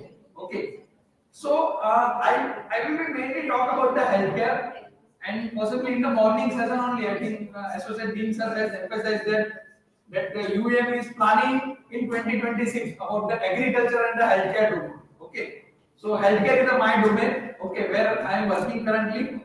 So I will give you some glimpse about the healthcare domain. Okay, so now first of all we need to understand the smart healthcare. Okay, and smart healthcare is something like where we use some sort of intelligence in our healthcare domain. Okay, now first of all we need to understand what is the traditional healthcare and what are the loopholes inside that traditional healthcare and why we want to jump toward the smart healthcare. Okay. So when we talk about the traditional healthcare mechanism, and if somebody is not feeling well, okay, then what he has to do? He has to consult the doctor. He visit the doctor, and almost 70 to 80% of the time, doctor will advise you to go for some sort of laboratory test. Okay, you will go to laboratory, you give your samples, then collect that test report, then go back to a doctor. Then doctor will give you some sort of medicine that you need to purchase it, and then your actual medication starts. Okay. However, you just consider a situation that if I am not feeling well and I want the hassle-free service, and it should be at my doorstep. Okay. So now, in a smart healthcare, ultimately we want to connect all of them in a one platform. They should talk with each other. Now, if doctor is unable to judge exactly a disease or what kind of medicine he has to provide, it is not a my problem, it is a doctor problem. Okay, because doctor wants a test report. Okay, so ultimately we want to have some sort of connected system where all will talk with each other, and at the end I should get a solution for what, for which purpose I came to my doctor. Okay. So in a traditional healthcare, there is a delayed treatment because there are so many stakeholders are there. Okay, that medical shop people, your laboratory people, even your insurance company, your doctors, all are playing their role individually, but they are not talking with each other. Okay, so that is the issue. Apart from that, if somebody, a patient is admitted in an ICU, then we want that dedicated staff should be looked forward for that particular patient 24/7. Sometimes absence of that particular staff may result into the loss of life of that particular patient. Okay, so ultimately we can use some sort of smart technology in that particular sense. So ultimately, what is the smart healthcare? Okay, so in a smart healthcare, basically IoT is playing a very crucial role. Okay, where it will connect the patients with the data, with the things, and with the stakeholders like a doctor. Okay, so doctor can remotely monitor the patient health condition, and he can give a prescribed solution to him at that time, so that point of care mechanism start early. So basically, smart healthcare help a continuous health monitoring. Okay, I want to measure my body parameter throughout my day. So we are living in a world where we are very busy. Okay, now means I want that when I am moving here and there during my daily activity, there has to be something. Some devices are there which could able to capture the important parameter of my body, and if there is a slight deviation in the standard value, then it give me an indication. We are not here to replace the doctor, but what we want, the technology should help us to tell me that when I should consult a doctor. Okay, so that is also important for me. Okay, apart from that, there should be some sort of healthcare automation. There should be drug delivery management. Okay, so I always say that if you consider the healthcare domain, and if you identify a problem, that is a half solved puzzle. Okay, if you identify some disease, that is a half solved problem. Okay, ultimately you need to provide some sort of remedial action as well. If somebody is detected like a diabetes, and obviously you require some sort of medication, or maybe it is a type 1 diabetes, then you require insulin delivery. So there has to be some mechanism through which the automatically insulin delivery will be available to a patient. Okay, so drug delivery management is also very important, and a preventive healthcare management. Okay, so all these are important in a smart health. Now, whenever I use the IoT, okay, in a medical domain, then we used to term that medical Internet of Things or Internet of Medical Things. Okay, so this terms is quite interchangeable. Okay, such kind of mechanism is very useful to actually track and prevent the chronic illness. Okay, so chronic illness are those illness which develop inside the body, but they will not have any visible symptoms like diabetes. Okay, so if your body having a high blood glucose, then seldom you will able to get the notice of the some sort of symptoms of that. Okay, even most of the time the cancer is being detected in a second or third stage. Okay, even for the blood pressure also there is the same scenario. There is no such kind of visible symptoms are available. Okay, but if you have some sort of device where you can track the parameter continuously, then definitely it will help you to sort out the issue. So ultimate idea is you want to continuously monitoring your health along with your daily activity.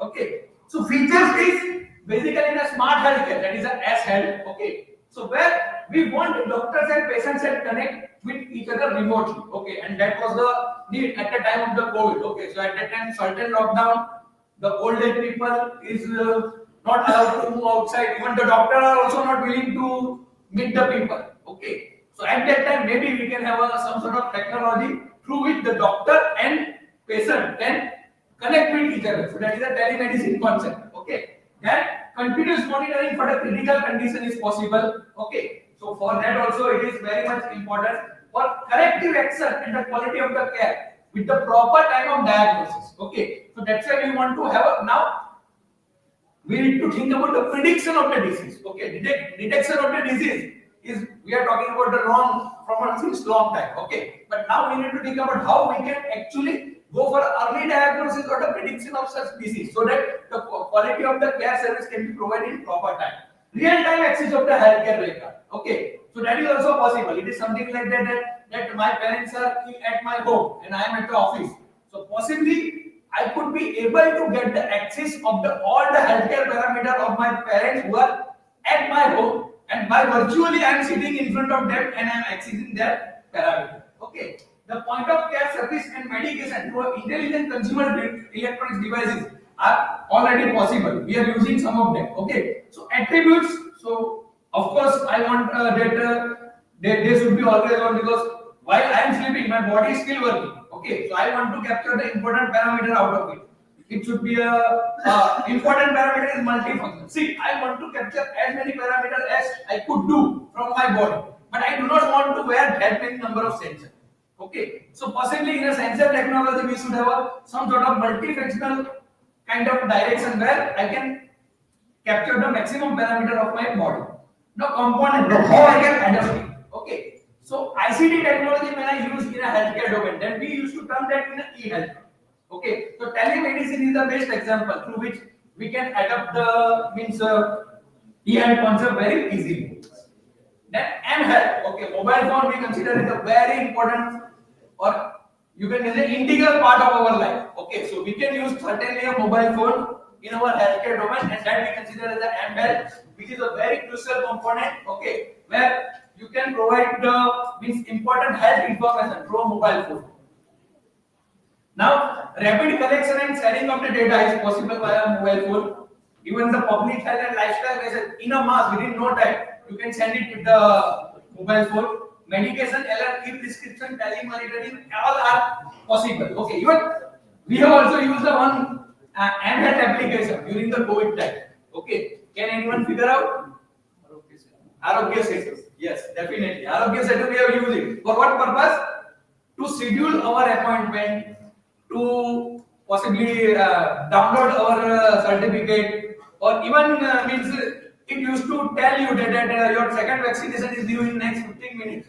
So just scheduled your appointment. Okay. So in that way, the M-health application is very important because we consider that mobile is a convenient way to reach with each and individual within no time.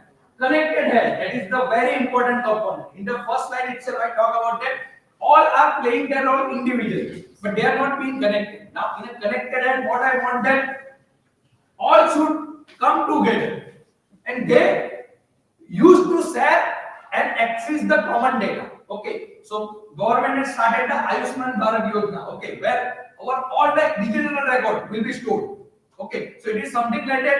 If I am being operated and after 10 years, I go to a doctor and doctor have access that before 10 years this operation is being performed on this particular patient. Okay, the biggest game changer in a connected health network is a medical insurance company. Okay, because currently what happens that if you want to claim a medical insurance, then you need to first inform them that I want to go for this particular operation, and one particular agent will see your physical health condition, and then your medical claim is being passed. Okay, but if it is a connected health system, that hospital who is basically taking care and entering the data, okay, insurance company can easily believe them because as a patient in a connected healthcare network, I have any seldom right of having a read. Okay, there is no need to have any right kind of access to me. Okay, so in a disconnected healthcare system, the insurance claim can be settled down within no time. Okay, so that is the very important part. Consumer electronics, we are using so many like a smartwatch, smart ring, fitness tracker, smart belt. So there are so many consumer electronics are there which we can adapt in our day-to-day life so that we can access our important parameters. Now variable technology is very important component to have a personal health management. Okay, now most of the time what we'll do that when we consult a doctor, then doctor actually observe the symptoms.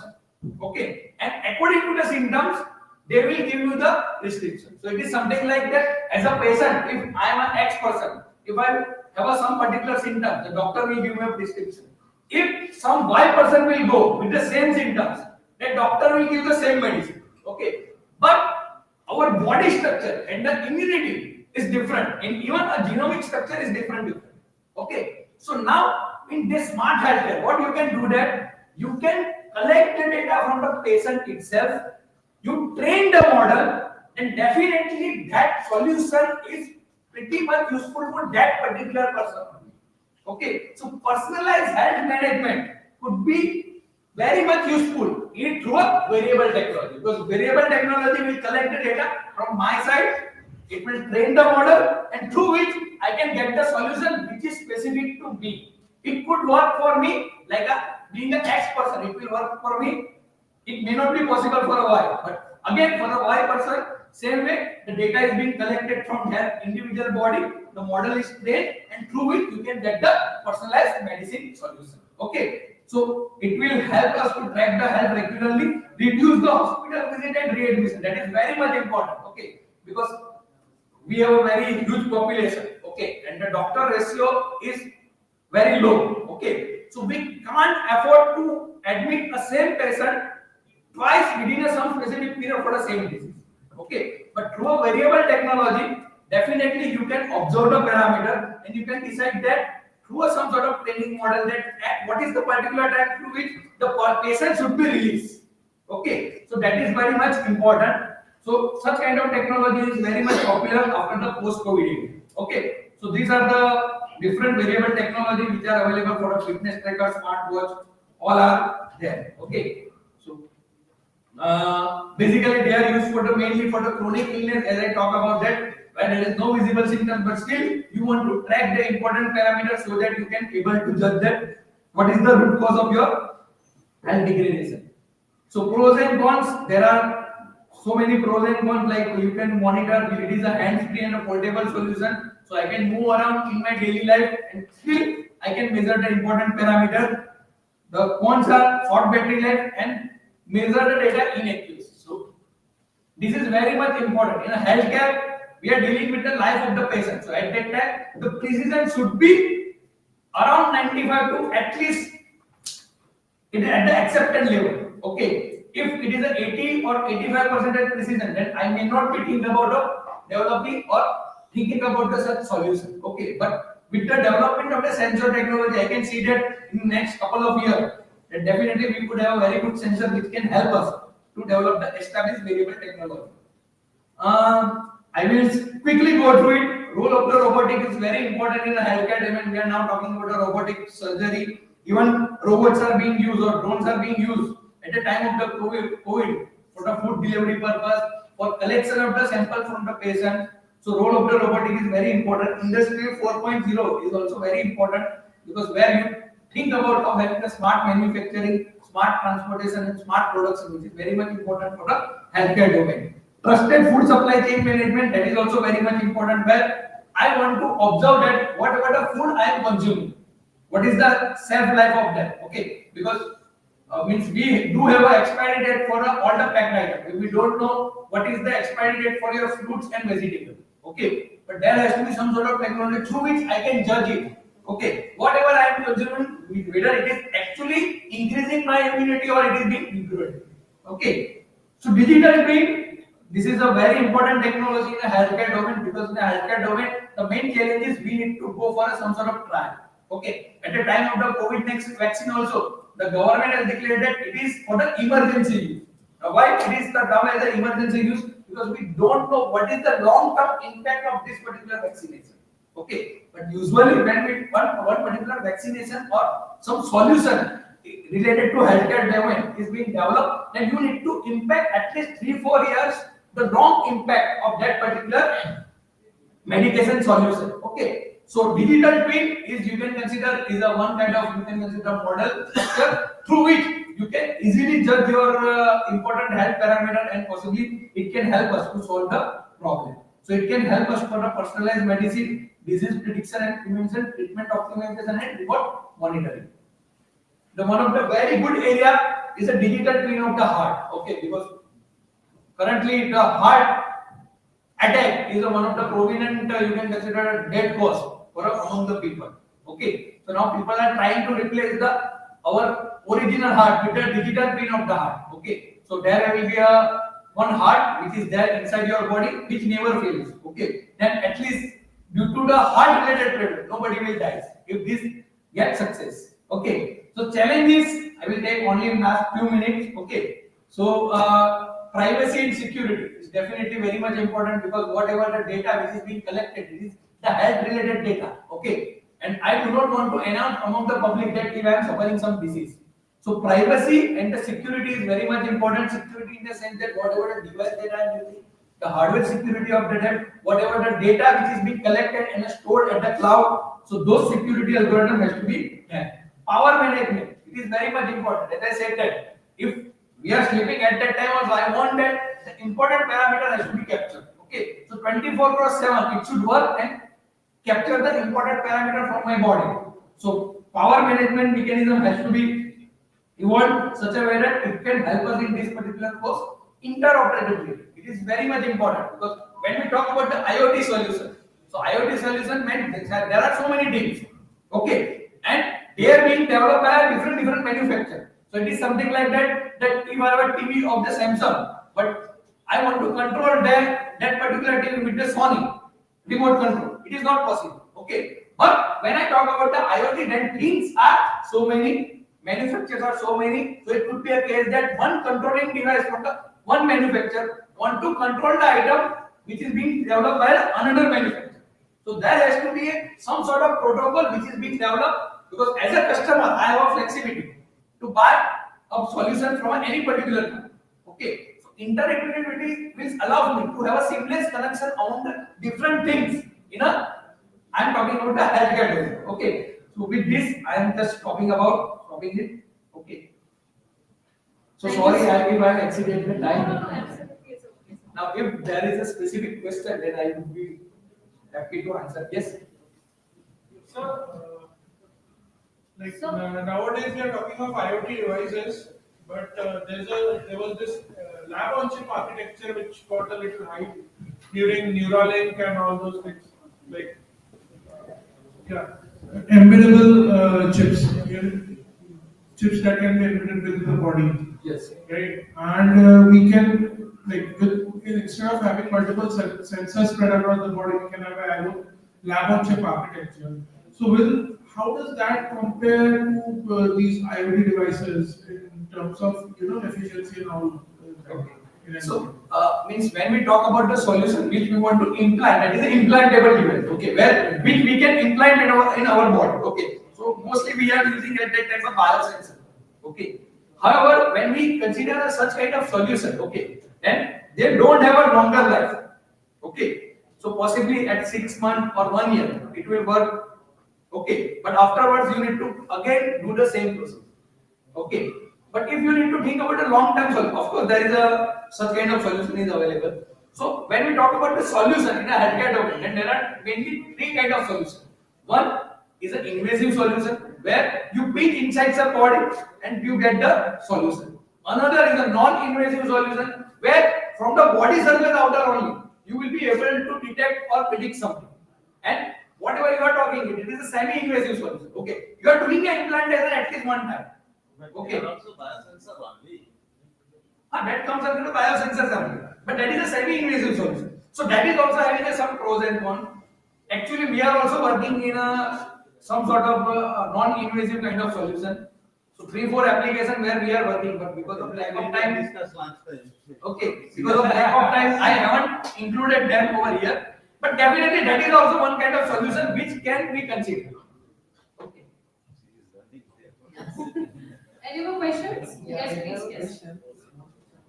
So, when you talk about connecting different sensors to collect the data and being a cooperative, so what is some sensors being a malicious? In that case, what would be your stake or your solution? Okay, so that is also valid question. That's what the challenge in the challenge section. I have mentioned that the security and whatever you are talking about, that is the hardware security.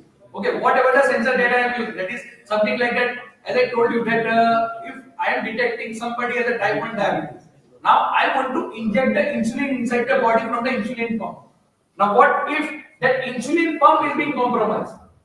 Okay, so that is a section of the hardware security. Still, the security point of view, I can say that it is not that much of matured enough. Even we have also worked about the hardware security using the physical uncontrollable function, where we get some sort of success. But definitely that is a challenge. Okay, and that we need to first address them, and then we can adapt such kind of smart healthcare technology. So still, that solution we are looking for. Yeah, please. Sir, actually training the data on the basis of chronic diseases is it is a very vague thing. Actually, we can see that as I am a patient of a chronic disease and my mother is also patient of same chronic disease. but my mother uses another dosage, I use another dosage. So there are, it also means how can the AI train so much precise that it will give answers for every person? Means like I have a different BMI and he has a different BMI. So basis of that also and the age also, he will get another dosage, I will get another dosage. As my mother gets metformin 10 milligram, I get 5 milligram. As she has also a heart disease, so she has to get a less dosage of heart disease also. So if we train the AI, so how will the AI be trained so much well that it will give the correct decision that yes, this one I will give to that person only. Okay. So I think there are two parts of your question. First of all, when I talk about the personalized solution, then definitely whatever the solution that is working for your mother, it will not work for you.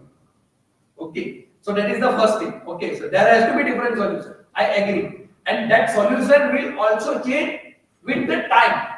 As you mentioned that your height and weight is changed. According to that, your solution will change.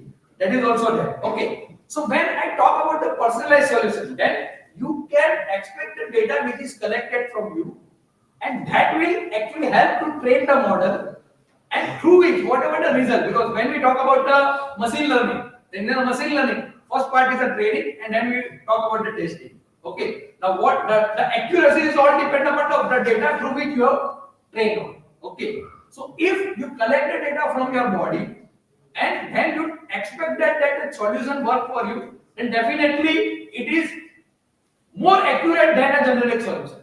Okay, because believe me, we have worked on a 3-4 chronic illness. Over there, we have done the personalized management, and it is working very well comparatively to others. Okay, that if the data is being taken from another person and the trained the model, and if you apply the solution for you, it will not work that much precisely. But definitely for your data, it will work. I am talking about a comparative. Okay. I hope I have given you the answer. Thank you so much, sir, for the Thank you. comprehensive and thought-provoking keynote presentation and for addressing the queries of our audience so beautifully. Now, as a small gesture of our gratitude, may I request Professor Dr. Tapas Sir, Associate Dean of Research of UEM Jaipur, to kindly present a memento of appreciation to sir. A big round of applause.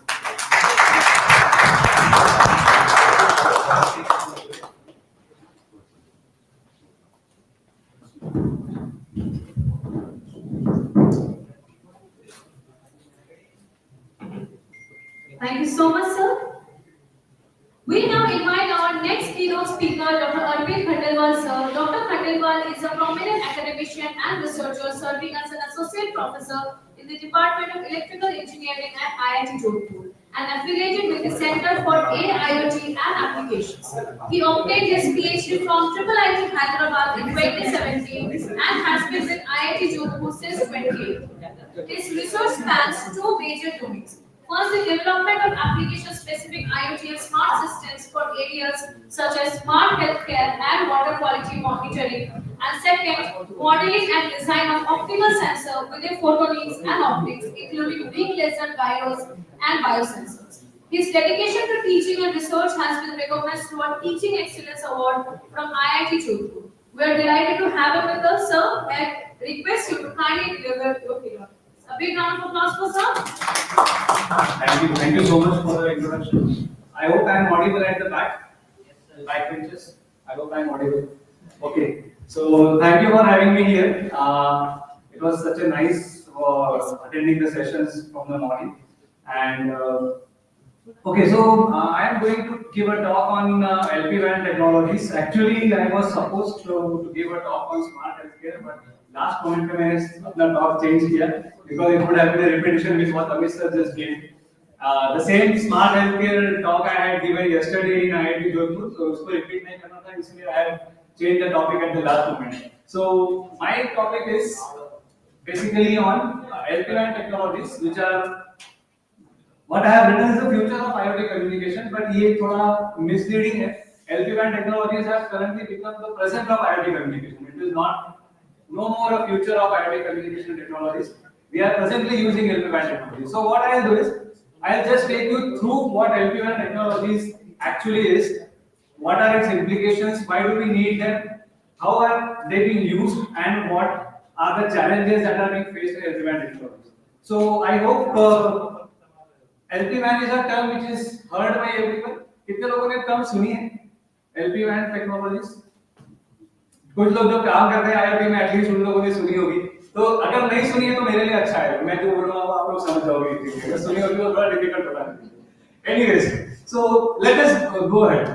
So basic introduction of Internet of Things. देने की जरूरत नहीं है. Everyone knows what Internet of Things is. When we connect the things over Internet, like table, chairs, when these things exchange information among themselves and they form a network sort of structure, that is known as the Internet of Things. अभी जो हम लोग Internet use कर रहे हैं, that is what we call it as Internet of Devices, because we are using electronic devices. अगर उसमें हम things को replace कर देंगे, then it will become Internet of Things. That is where we are heading. कोई भी हो, चाहे आपका स्मार्टफोन हो, स्मार्ट होम हो, या कनेक्टेड कार्स हो, या स्मार्ट सिटी हो, everything falls under the category of Internet of Things, right? So this is a typical architecture.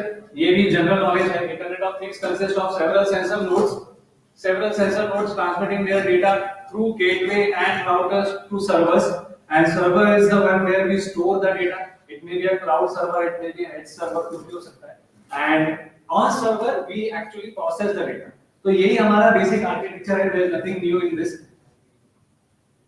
The characteristics of Internet of Things, IoT systems. This is where the real trouble comes into picture. अभी जो हम लोग internet use कर रहे हैं, that internet is very different from the Internet of Things, है ना? उसको हम directly correlate नहीं कर सकते. So current internet, what we are using, Internet of Devices. We use very few devices to connect to internet. Smartphone हो गया, laptop हो गया, smartwatch हो गई. We can count on fingers कि ये devices से हम लोग internet access कर सकते हैं.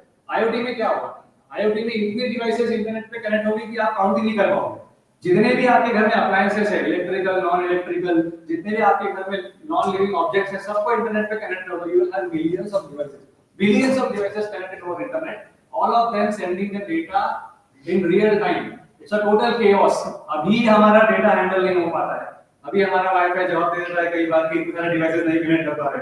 So to just billions of devices connect होंगे तब क्या हाल होगा? So IoT has a different set of challenges. Devices ज़्यादा है. Those devices do not have lot of power. IoT is resource constrained technology. है ना? बैटरी पे चलाते हैं हम लोग IoT devices. So power नहीं है, resources नहीं है, bandwidth नहीं है. Okay. So what we call it as IoT is बहुत गरीब technology. ना हमारे पास पावर है, ना हमारे पास मेमोरी है, ना हमारे पास बैंडविड्थ है, कुछ नहीं है अगर हम IoT के डोमेन में देखें, राइट? बट डिवाइसेस बहुत ज्यादा है, डेटा बहुत ज्यादा है. Now how to communicate data effectively between different devices. Effectively कैसे कम्युनिकेट किया जाए? ओके, एंड यही मैं बता रहा था. This is what the requirements of IoT system are. Low cost, low power, low bandwidth, everything is on the lower side, but expectations are on a higher side कि भैया हर चीज इंटरनेट पे connect होनी चाहिए, तभी मजा आएगा. Okay, so right, coming to the topic directly, ज़्यादा टाइम वेस्ट ना करते हुए, what are the communication technologies that are available in the domain of IoT? अभी हम लोग जो communication technology यूज कर रहे हैं versus future में हम लोग कौन सी communication technology यूज करने वाले हैं, right? IoT में if you, अगर आप लोगों ने IoT पढ़ा है या नहीं भी पढ़ा, तो IoT का कोई भी architecture will start with the sensor. Sensor is the one which will generate the data, which will produce the data. उसके बाद आता है communication. आपने सेंसर से डेटा प्रोड्यूस कर लिया, उसको कम्युनिकेट कैसे करोगे? So if I ask you what technology will you use for communication, everybody will give me the straightforward answer. Sir अगर पास में है तो ब्लूटूथ यूज कर लेंगे, 10 मीटर के अंदर है तो ब्लूटूथ यूज कर लेंगे, है ना? 10 मीटर से ज्यादा है, दूर है तो सेलुलर यूज कर लेंगे, 3G, 4G, 5G या वाईफाई यूज कर लेंगे. और क्या ऑप्शन है हमारे पास? और कोई ऑप्शन ही नहीं है. यही टेक्नोलॉजीज है, ठीक है? So that is where LPWAN technologies come into picture. ये जो ग्राफ मैंने बताया, if you look at the graph, on the x-axis we have transmission rates, on y-axis we have data rate या power consumption. Data rate is directly proportional to power consumption. ठीक है? तो इसमें अगर हम लोग टेक्नोलॉजीज देखें, Bluetooth, RFID lies in the short range technology. जो भी आप Bluetooth यूज करें 10 मीटर की रेंज है, उससे ज्यादा हो नहीं सकती. So Bluetooth lies in the short range. Wi-Fi जो हमारा है, Wi-Fi is somewhat medium range. Wi-Fi और Bluetooth का रेंज सेम ही है almost. अगर Bluetooth 10 मीटर तक रेंज देता है तो Wi-Fi 20 मीटर तक देगा, जैसे उससे तो नहीं देगा. ठीक है? अब आप लोग बोलोगे कि सर Wi-Fi से तो हम दुनिया में कहीं भी ट्रांसमिट कर सकते हैं, आप कैसे बोल रहे हो कि 10 मीटर तक रेंज देगा? तो it is because of the back end network, the network of routers and gateways. ये जो रेंज मैं बता रहा हूँ, This range is the distance from the device to the nearest router. ठीक है, वो distance है. तो Wi-Fi के लिए वो ज़्यादा से ज़्यादा 20 metre. So Wi-Fi also generally falls in the medium range of technology. Higher range के लिए we have cellular networks 2G, 3G, 4G, 5G. Right? ये हमारे पास available है. But the problem with these kind of network is the cost. Okay, एक तो ये free of cost नहीं है. Right? They consume a lot of power. Cost की requirement भी ज़्यादा है, power की requirement भी ज़्यादा है. जो हमारा गरीब IoT architecture है वो कैसे fulfill करें? IoT में we do not have power. IoT में हमारे पास power भी नहीं है, बैटरी पे चला रहा है, पैसा तो है ही नहीं, ठीक है? So how will a resource constrained technology like IoT sustain in these kind of scenario? There comes the importance of these technology ये जो मैंने यहाँ highlight की LPWAN technologies, right? LPWAN if I tell you, LPWAN stands for low power wide area networks. Okay, low power wide area network. So पहला ही जो term है low power, it implies that it is consuming lesser power. Wide area means it will have a broader coverage, range ज़्यादा होगी. So if you look at LPWAN technologies, they lie at the extreme right of this whole graph. है ना? उसका range जो है LPWAN में सबसे ज़्यादा है. It is more as compared to Bluetooth. It is more as compared to Wi-Fi, right?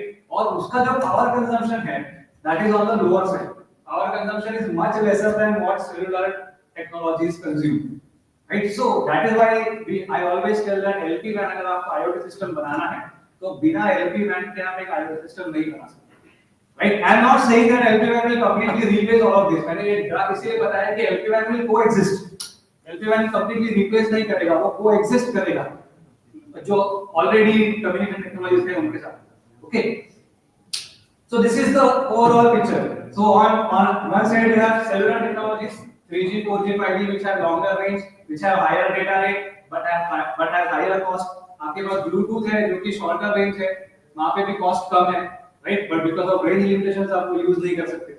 Okay, so here comes the ideal scenario for LPWAN technology. So if you can see in the slide, the characteristics of LPWAN I have mentioned. Characteristics क्या है? What is LPWAN offering us? LPWAN is offering us long range. LPWAN is offering us longer battery life. LPWAN is offering us lower cost. है ना? जो एक IoT system की requirement है. This is what IoT system needs.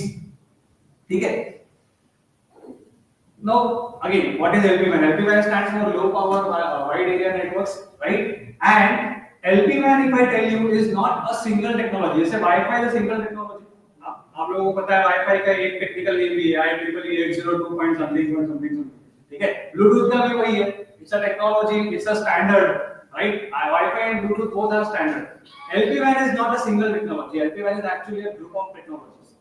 LPWAN कोई single vendor नहीं offer कर रहा है. There are multiple vendors. You will see कौन-कौन LPWAN technology ऑफर कर रहा है, right? LPWAN is a bigger umbrella. Now what falls under that umbrella? उसके अंदर क्या आता है? कोई भी ऐसी कम्युनिकेशन टेक्नोलॉजी जो लो पावर पे काम कर रही हो, जो आपको लॉन्ग रेंज दे रही हो, जो कॉस्ट कम कर रही हो, okay, all of these come under LPWAN. ये सब LPWAN के अम्ब्रेला के अंडर आते हैं. And we will see how many players are there. You will be astonished कि कितने लोग इसमें अभी काम कर रहे हैं, ठीक है? This is all like these are the characteristics of LPWAN technology जो मैंने ये बताया. Long range. The first of all is you should have long range communication. Second is you should have ultra low power operation. ये भी जरूरी है. उसके लिए कुछ चीजें वो लोग कर रहे हैं fine. Third is you should have low cost operation. जो भी communication technology ये तीन चीज आपको दे रही है, that will fall under LPWAN. Right? So let us not waste time on this. Okay, so this is a graph which shows कि LPWAN कहाँ यूज हो रहा है. तो आप कोई भी IoT का एप्लीकेशन उठा के देख लीजिए. Whether it is smart city, whether it is smart home, whether it is smart healthcare, whether it is smart buildings, everywhere people are using LPWAN technologies. There is no IoT application which is untouched from LPWAN technology. ठीक है? Let us see the market. कुछ लोगों को पैसों में interest होता है, इसलिए ये स्लाइड डाली हुई है. ठीक है? Let us see the market of LPWAN technology. The market of LPWAN technology is growing like anything. Okay, ये सिर्फ US का है. The reason ये सिर्फ यूएस का मार्केट है, इसका कारण ये है कि apart from US and Europe, India और अदर एशियन कंट्रीज में LPWAN का डिप्लॉयमेंट इतना अभी तक के हुआ नहीं. No big companies are offering LPWAN solutions in India and Asia. जितने भी कंपनीज है, जितने भी वेंडर्स है, they are limited to US and European market. So इसलिए ये जो मार्केट आपको दिख रहा है वो यूएस और यूरोप का है, right? Same thing you see based on different countries, the proliferation of LPWAN technology is increasing tremendously. ठीक है? इंडिया में भी देख लेते हैं क्या चल रहा है. So India में there are academic institutes which are working in the field of LPWAN. There are private partners which are working in the field of LPWAN. Okay, there are industrial partners which are giving you solution in the field of LPWAN. People have started giving solutions. Started. अभी हमने सिर्फ start किया. Okay. Look at the coverage. Different. You can see the North America leading like anything. सबसे ज्यादा coverage अगर आप देखोगे तो North America में ही होगा. Right? यहाँ पर पूरा खाली पड़ा है. In Asia, if you see, it's completely blank, completely void. Right? सिर्फ इंडिया में कुछ है और बाकी जगहों पे कुछ. Okay. हाँ, here comes the important part. As I have told you, LPWAN is not a single technology. कोई एक कंपनी ऐसी नहीं है जो LPWAN आपको ऑफर कर रही है. You can see here the myriad of companies, myriad of vendors which are offering you with LPWAN solutions. Okay, ये जितने भी आपको दिख रहे हैं, these are all different vendors. You say LoRa, you say Sigfox, you say Telensa, you say Myoti, you say MBIoT. All of these are different vendors. Everyone has their own characteristics.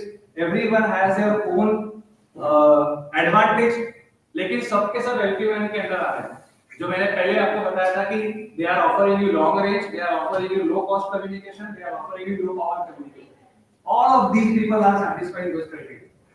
Right? Now, what I want you to understand is इतने सारे options अगर हमारे पास है, तो what technology should we use? हमने क्या use करना चाहिए? How do we select? So what I'll do is I'll go through the basic and most widely used out of all of this. I have selected from last 3 or 4 years I am working in this area. Okay, so I have done a lot of literature survey on this, and from that I have handpicked few of the technologies which are most widely used. Academics बोल लो या commercial application बोल लो, जो most widely used है, we will look only on this. This is all classification method. Let's not go into it. The first and the foremost, most widely used LPWAN technology is LoRa, है ना? ये तो सुना ही है. LoRa का full form बताने की जरूरत नहीं है. It stands for long range, है ना? LoRa and LoRaWAN. These are the two terms which are being clubbed together always. LoRa and LoRaWAN, right? So LoRa is a technology which is developed by Semtech, a company called Semtech. Semtech ने develop किया है, right? And it operates in the frequencies which are mentioned there. 868, 950, 433. ये तीन ही frequency पे LoRa operate करते हैं. Any idea Bluetooth और Wi-Fi कौन सी फ्रीक्वेंसी पे ऑपरेट करते हैं? What is the operating frequency of Bluetooth and Wi-Fi? 2.4. Thank you. 2.4 gigahertz. Okay. 5G operates on which frequency? अभी जब हम लोग 5G यूज करने वाले हैं. अच्छा, Wi-Fi is not only limited to 2.4. Wi-Fi operates on 5 gigahertz as well. Okay, 5 gigahertz के 2.4 से ऊपर चलेंगे. I hope you know the importance of frequency. क्यों हम लोग ऊपर जा रहे हैं? When we go in above the frequency 2.4 से 5 gigahertz पे क्यों गए? अगर हम frequency बढ़ाते हैं तो data rate बढ़ता है. The amount of data that we can transmit increases, right? 3G और 4G जो हमारा cellular है, 2G, 3G, 4G, it operates on megahertz range. 900 megahertz पे operate करता है. क्यों? What happens at lower frequency? What is the advantage of using lower frequency? Any idea lower frequency क्यों use करते हैं? Higher frequency का तो पता है data rate आता है. Low frequency, longer range. Okay, हमारा जो भी cellular communication है, it operates at lower frequencies as compared to Bluetooth and Wi-Fi, precisely because it offers you longer range. है ना? इसीलिए ये सारे जो LPWAN वाले हैं, you see the frequencies here. 868 megahertz, 915 megahertz, 433 megahertz. All of them are in megahertz, कोई gigahertz में नहीं. The precisely the reason is it will offer you longer range. जितनी frequency कम होगी उतना range ज़्यादा होगा. Okay, another reason for selecting these frequencies are these are unlicensed band. I hope you know the difference between licensed and unlicensed band. Okay, licensed band अगर मैं use करूँगा तो मुझे पैसा देना पड़ेगा गवर्नमेंट को, जो हमारा frequency spectrum का ऑप्शन होता है, right? Companies like Jio and Airtel they pay a lot to the government to use the frequency. That is licensed band. वहाँ पे मुझे हमेशा पैसा देना पड़ेगा. Another reason why Wi-Fi and Bluetooth use 2.4 GHz. 2.4 GHz is free, unlicensed spectrum. Similarly, 868, 950 and 433 MHz are free. तो free spectrum use करने के कारण low cost, lower frequency use करने के कारण लॉन्गर रेंज, दोनों चीजें हमारे satisfied, right. Another thing what LoRa does is it uses a spread spectrum technique called CSS. अगर कोई EC बैकग्राउंड का यहाँ पे है, अगर किसी ने स्प्रेड स्पेक्ट्रम पढ़ा है, तो they will understand that CSS is the most simplest spread spectrum technique that you can use. है ना. Also LoRa uses BPSK. मैंने BPSK लिखा नहीं है यहाँ. LoRa uses BPSK, binary phase shift key. Again, BPSK is the most simplest technology that you can use to modulate a signal, right? So what these people are doing, what LoRa is doing, LoRa is using a simplest modulation technique, simplest spread spectrum technique, simplest error correction technique, right? क्यों use कर रहे हैं सब कुछ? What is the motivation behind using simple technique? BPS के जगह UPS के भी यूज कर सकते थे, है ना. और भी एडवांस टेक्निक है, ओएफडीएम है, वो यूज कर सकते थे, राइट. क्यों यूज कर? वो इसलिए यूज कर रहे हैं to minimise the power consumption. जितनी सिंपल टेक्निक रहेगी उतना कम power consumption. Okay, so this is what LoRa does, right. Look at the bit rate what they are offering, look at the range. अगर मैं LoRa communication use करूं, I get a range of around 8 kilometres without internet. Okay, data rate is also mentioned here. अब तुम बोलोगे sir 980 bps या 5.4 kbps में क्या होगा? ये डेटा रेट आज के जमाने में कौन यूज करता है? तो भैया इंटरनेट ऑफ थिंग्स में जो सेंसर आप लगाते हो, टेम्परेचर सेंसर या कोई भी सेंसर, उसका डेटा कभी एमबी में नहीं जाएगा, उसका डेटा केबी में ही होगा, right. So when you have lower data rate of sensors, then you can use these kind of technologies very efficiently. ठीक है, तो this is what LoRa does. इसके अलावा जो दूसरी है, let us not go into detail, बहुत सारी चीजें.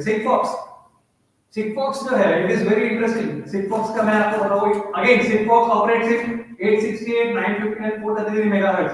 Look at the maximum data rate. Maximum data rate of Sigfox 100 bps.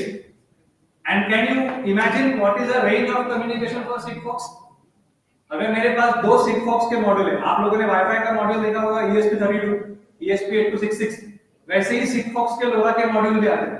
अगर दो Sigfox का मॉड्यूल में ले लूं, what do you think is the range of communication? 40 kilometers. Without internet, without any repeater, 40 kilometers point to point communication using Sigfox. ठीक है? So this is what they offer actually. ये उसका architecture है. ठीक है? So instead of wasting a lot of time, what I do, कितना time? 2 minute, ठीक है. So what I'll do is, instead of wasting a lot of time on these technology, क्योंकि ये बहुत है, you have LPIoT जो कि LTE band में चल रहा है, right? I'll just tell you कि what actually we are using. हम लोग IIT जोधपुर में क्या कर रहे हैं इसको यूज कर रहे हैं. ठीक है, तो let us move. हाँ, ये है हमारा. So this is what we are doing. ये आइडिया आया कहाँ से? LPWAN का टॉपिक आया कहाँ से? So DRDO in Jodhpur they gave me a project कि सर हमें क्या था, पोखरण में एक न्यूक्लियर रेडिएशन सेंसर लगाना है और वो पोखरण का रेडिएशन हमें जोधपुर में मॉनिटर करना है क्योंकि हमारा हेडक्वार्टर जोधपुर में. ठीक है, तो हम लोग गए पोखरण में, पहले मुझे लगा कि जाके रेडिएशन सेंसर लगा देंगे, वहां से डेटा वाईफाई के थ्रू आ जाएगा.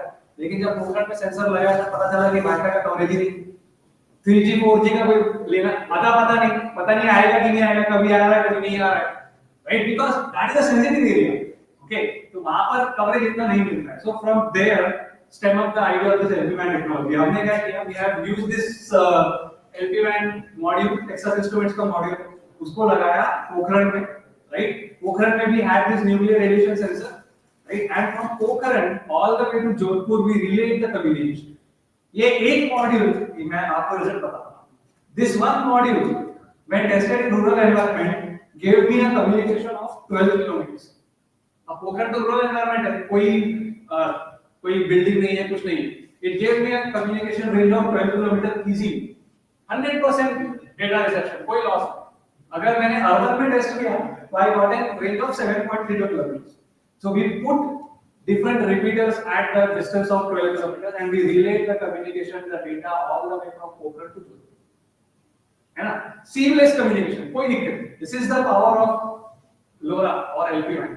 ठीक है। उसके बाद हमने और भी टेस्ट किया, indoor air quality monitoring, indoor environment में टेस्ट किया।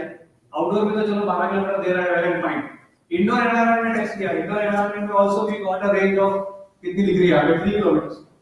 जब आपके पास वॉल्स है, बिल्डिंग्स है, तब भी हमें 3 किलोमीटर आराम से मिल गया without any problem, right. And then finally we have developed a system where our system can adaptively change the communication from Wi-Fi to LoRa. तो ये जो system है हमारा IIT जोधपुर में अभी, if it will sense कि अगर Wi-Fi का network available है तो Wi-Fi पे ट्रांसमिट करेगा, अगर Wi-Fi का network कट हो जाता है it will automatically switch to LoRa, फिर वो LoRa पे ट्रांसमिट करना स्टार्ट करेगा। फिर से Wi-Fi का अगर network आ जाता है it will automatically switch back to Wi-Fi. Okay, so now what we are doing in IIT Jodhpur, ये जितने LoRa या जितने एडवांस टेक्नोलॉजीज है, सबके मॉड्यूल ले लिए, and this can be easily installed over Raspberry Pi, Node MCU, कोई भी उठाओ उसके ऊपर इंस्टॉल कर दो। तो जितने ऐसे मॉड्यूल हैं वो सब ले लिए और उसमें हम लोग खेल रहे हैं, using different communication technologies to see which data will be relayed back. ठीक है? Okay, so I'll just leave you all here. There are a lot of things to be discussed. हम लोग अभी offline discuss कर लेंगे इसको. And believe me, it's a very interesting field. है ना, जहाँ पे ऐसी IoT का सबसे मेन फोकस होता है remote monitoring.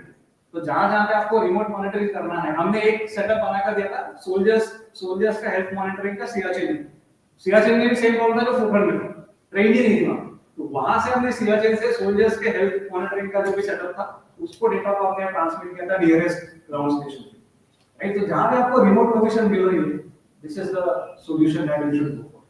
Fine. Thank you. Thanks a lot. Thank you very much, sir, for the insightful keynote presentation. Is there any question from the audience? Yes.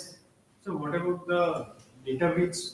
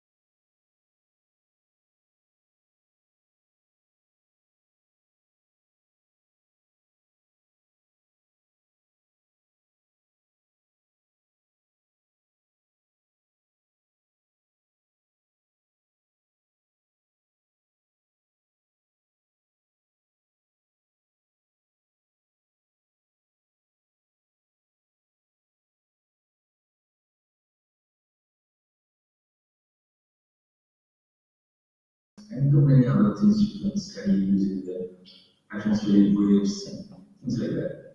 So you have on the higher side almost from 2 gigahertz up. They are used for various weather phenomena. So I'm not going to dwell time on that. So when we talk about the high power atmosphere, how high is the high? So here, the high power atmospheric radar means the radar will transmit a power of about hundreds of kilowatt to a few megawatt. This is the kind of power that we are talking about. This power is the peak power, not the average power. And we talk about, whenever we talk about large, high power, large power or high power atmospheric radar, so one thing is the transmitted power, and the other thing is the large antenna aperture. Why we need large antenna aperture? Because we want to have a sensitivity so that our measurements will be precise in the environment. So typically, 2 to 4 degrees beam width if you have, so you can measure very well. You should not target for a very small angle because the number of targets that you will be powering will be very less because the angle being very small, the rest of the power also will be small. So the typical width is about 2 to 4 degrees. So for example, if you take a 50 megahertz system, it will block around 100 meter diameter circular aperture. So such radars are capable of detecting weak signals coming from the refractive index fluctuations from the atmosphere or the atmosphere. So if you take the refractive index from the medium, you can see that you have the humidity, you have the temperature, you have electron density, all those things will come into the picture in deciding the refractive index. And what we are interested in is the refractive index fluctuation in the atmosphere or the atmosphere. Now, if you talk about these high power radars, there are a few you can see here, which are existing in the world and produced, a lot of information and also the Saudi. The first one came is at IEMECON. This is in Peru. This is a 300 meter by 300 meter antenna. And subsequently, you have the focal plant, Susi, Everstreet, then a new radar in Sigaraki, Japan, then our radar at Kabuki, then you have Mercy and Bansi. Then now there is a new radar which has come up in Kolkata University radar. So these are the radars which are actually functioning about 50 megahertz, corresponding to a wavelength of about 6 meters. So I am focusing only on this topic. The reason is I want to convey a message that when 100 others will come in the country, what kind of technology is involved, what kind of technology is desired, and what kind of signal processing would be required for operation and also producing results so that they can be networked and then they can be used for improvement of the weather forecast and also many applications in the strategic areas. Among all these radars, if you look at what is the common thing, common aspect is that they use large phase array antenna system. So this is not one antenna, but a large number of antennas at 50 megahertz, mostly they are either AID or the other dipole. The uncommon aspect is some are fed by a single or a very few high power transmitters. On the other hand, some are actually fed by many low power transmitters. And if you look at today, the trend is used with the development of the solid state technology and the clear modules. Everybody tend to use low power transmitter hanging around the antenna. This is the basic trend. So most of the transmitters are basically lying in the field outside, exposed. So they are exposed to temperature, they are exposed to humidity, they are exposed to any other atmospheric parameter. So that is where it is working. The advantage is that they are close to the antenna, so you do not have loss. So this is what is actually the power you can talk about. When you are using a high power transmitter, certainly you are not putting in the field, you are putting in a control room, and from there you are feeding the whole power to the entire array through network, the division network, the power division network. So this is how actually earlier things were there, but now we are all going to the solid state, small power, maybe 1 kilowatt, half a kilowatt, or even 100 watts, such kind of tier modules are coming into the picture. So what are you interested in, despite all the transmitter and the details of the antenna configuration and the transmitter distribution network?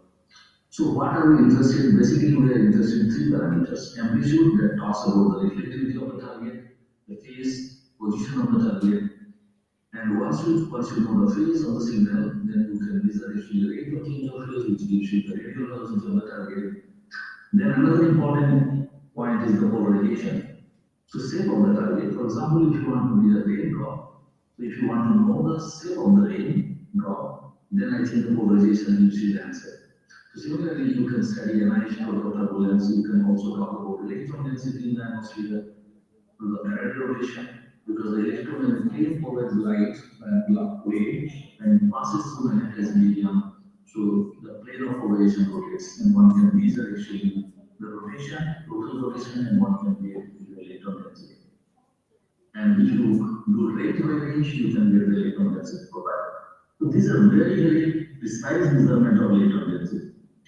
So while we talk about how we are interested in amplitude, phase, and polarization, we also get noise from the cosmic background and also unwanted signal coming from the ground or moving clusters, including the aircraft, satellite, and space debris. I think these are something that are of interest to us, since the satellite, the number of satellites is going up in the sky. So I will be talking basically two issues. I will talk those later. But let me first introduce to you about the capabilities. So I think so far whatever I talked about, I think I talked about the kind of antenna area. I have not discussed about what kind of antenna configuration one should have, but little bit I will touch about it. But one point that I have brought to your notice is the transmitter. So it's a one high power transmitter versus many low power transmitters. I think that is something of importance to us today. Now these radars are basically used for wind measurements in the troposphere and stratosphere. And what you do is that it's a phase array, so you can tilt the beam electronically by introducing differential phase between the antennas. And wherever you want to put, you can measure the radial velocity. And once you have more than 3 non-coplanar beams, you can measure the 3 beam vectors that is all in there. So essentially, you end up with U, V, and W. So these are the 3 beam measurements, which are very important for the weather forecast, and also for many applications, for example, rocket launch or any other applications.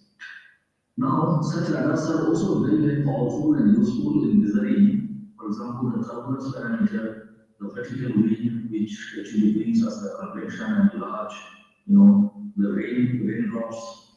So this can measure actually all the boundary processes, including varieties of dynamics and energetics in the atmosphere.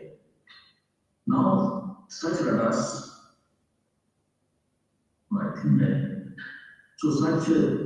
such radars are also used to measure simultaneously the echoes which are coming from the refractivity fluctuation as well as from the Rayleigh scattering from the hydrometeors. For example, here you can see you have two bands of signal. One is actually close to the zero number, and other side on the right side you have also signal which are basically the Hall velocity of the hydrometeors.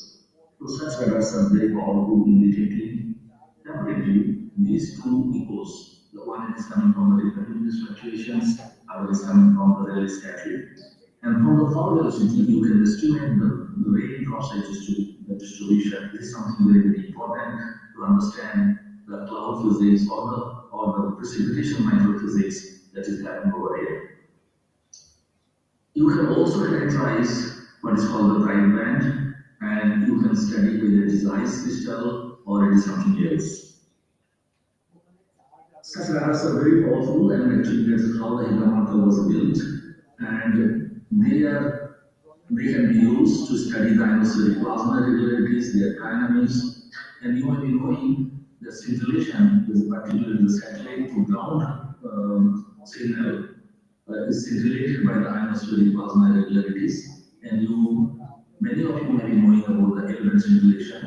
And this airplane scintillation causes serious problem to our navigation applications. So one is, the top one is called the individual plasma curve, which is nothing but the low density plasma filled with turbulent plasma. And when the signal comes through this, the signal undergoes scintillation. And on the bottom, you can see it's a complex dynamics and electrodynamics, which gives rise to Kelvin-Helmholtz instability by the wind shear process, and also result in electrostatic turbulence. And you can see beautiful structures which are mimicking the Kelvin-Helmholtz theory. So many such studies can be done using this radar. Now I come to, for example, the phase array system, which I want to mention to you that what kind of problem we are facing today. When IEMECON was built, there were four transmitters, and each one was about 1 megawatt to 2 megawatt power, depending on the applications. So one would go up to 6 to 8 megawatt total power, and with a 300 meter by 300 meters square array, and you have a precision beam about 1 millimeter. So your precision is extremely good, it is right over the elevator, and you can measure whatever things over the atmosphere. That's how it was started. Now today, we are in Dharanki, which is close to Tirupati. This was also started with high power transmitters, and they are basically 2% transmitters, but we have over the last, after 25 years, we have migrated to the solid state. You can see small parts in the field. Each heart contains actually 2 transmitters, 4 transmitters. And each one is feeding to one Yagi antenna. So totally, we have 1024 antenna arranged in a square matrix 32 by 32 matrix, and we have 1024 PR modules, each one having 1 kilowatt power. So it's a complete phased array, active phased array system. You can tune the beam anywhere you want. And we also have multi-receiver capability. We have currently 18 receivers. And these 18 receivers you can connect wherever you want to connect physically, and you can do wonderful imaging work. Now, this is highly modular, as you can see here. You have the full array, 130 meter by 130 meter, 32 by 32 matrix. And each block, small block, as you see, 4 by 4, you can actually take this as 1 meet. So you can connect whichever you want to connect and collect data from various phase centers, especially separated phase centers, and you can do interferometric imaging. So this is the kind of capability that we have developed. Essentially, you have 64 channels here, the receiving points, and you have 18 receivers to play with. So now I will show you that earlier the system would be actually the antenna would be tilted only in the north, south, and east, west. But with the present system, you can put the beam anywhere in the azimuth 360 degree, and with a step of about 0.1 degree step in the azimuth as well as zenith. So this is the kind of capability that is come, and you can measure the wind field, you can measure turbulence. For example, if you want to image the turbulence, so you can tilt the beam within this plus minus 20 degree cone, 40 degree cone, and you have the full azimuth available. So you can see how spatially the turbulence is actually distributed in space. And space means horizontal direction as well as vertical direction. Almost up to 22 kilometers, that means a continuous system. Now, this is another very important application I want to tell you, that for example, when you have fast changing processes, you need to measure the beam with very small and very high temporal resolution. So this is an example where you can actually fire beams in 4 directions simultaneously. So you have the 4 vectors, and these radial vectors you can decompose and finally get the UEM. Actually, 10.48 seconds you'll be able to get the total UEM with this system. So this can be used for studying the fast changing processes such as wind gust, and you can, for example, you can study these storm burst related variations and things like that. So you have fast changing processes you don't understand. For example, the turbulence, we don't understand, those can be studied in this. Now, the one which I showed you if you carefully look at, and those who are familiar with the communication system, you are familiar with the term called SIMO, single input, multiple output. So what do you do in a normal case when you have a single transmitting system, you have multiple receive system, which I mentioned to you. This is called SIMO, and you can have multiple input, multiple output. Now, the example that I have shown you just before, you have four actually transmitting system in four directions, and you have four receivers one-to-one. But you can also do the same exercise by putting the transmitted beam in one direction and received by multiple places. So which is basically nothing but a memo kind of configuration. The point is that why we should do this? We have tried to understand the macro scale system, but we have not understood actually the micro scale system. For example, the turbulence, and particularly the turbulence in the dissipation regime, that how this energy is actually cascaded and how the energy is getting dissipated into the media. So this is something very, very important to understand the fundamental physics of the atmospheric dynamics. I'll show you an example here. For example, the top you can see the CMO. You have the cathode and you have the maximum entropy. These are nothing but the imaging techniques using the cathode rating or the maximum entropy rating. And on the bottom you can see the MIMO. This is multiple input and multiple output. You have multiple transmitters and multiple receivers that still apply the K1 technique or maximum entropy technique depending on the choice you have. So you get a lot of fine structure within the radar pulse volume, how things are happening, how the things are changing. So this provides you a lot of information about the turbulent processes which are undergoing. Now, coming to the important point that I wanted to convey to you, the challenges that we have.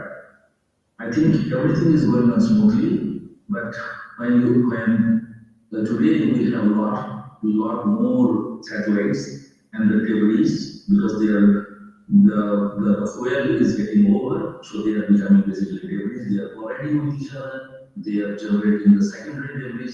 So this number of debris is actually increasing because of they are deorbiting and they are colliding with other satellites or other debris. So this number is going up, and you have another problem that is the distributed small TX versus transmitter versus the single high power transmitter. The first one is important because when you are talking about the signal coming from the atmosphere, they are actually desired, but the signal coming from satellite is not desired, but they do come in our systems. So for example, today if you look at about Earth, the low Earth orbits, you have about 11,000 satellites which are actively working. Now the decommissioned satellites are about 3,500. So space debris is about 100 million, and the future growth, as we know, 43,000 active satellites are going to come by 2032. Starlink alone is going to have 34,400 satellites. So these numbers are actually a huge number, and if these numbers are going to come for whatever reasons, actually all our radars are going to be receiving very frequently from these debris or the satellites. And these signals are unwanted signals, they are going to contaminate our signal data, and so the parameter that we want to measure accurately, we are not going to measure. So the kind of signal processing that we have been using, that we have implemented so far with the traditional knowledge and the kind of data that we know is not sufficient today to actually deliver the parameters accurately. So this is very, very important for all of us to actually talk about how to actually detect signal coming from the satellites, low Earth orbiting satellites, and also from the debris, and how to actually remove these signals from atmospheric data and process data in a way that will provide us reliable information about the atmospheric parameters, which is so important for the weather predictions and many other satellite applications. So the population of satellite and debris in the LEO is really a serious problem, and their collision is also going to increase because nobody is going to control their orbit. So this is a serious problem, and this is called the space situational awareness. I'll just give you quickly some examples. So this is a relatively small power radar, not so big like ours, It's also 55 megahertz buffer array.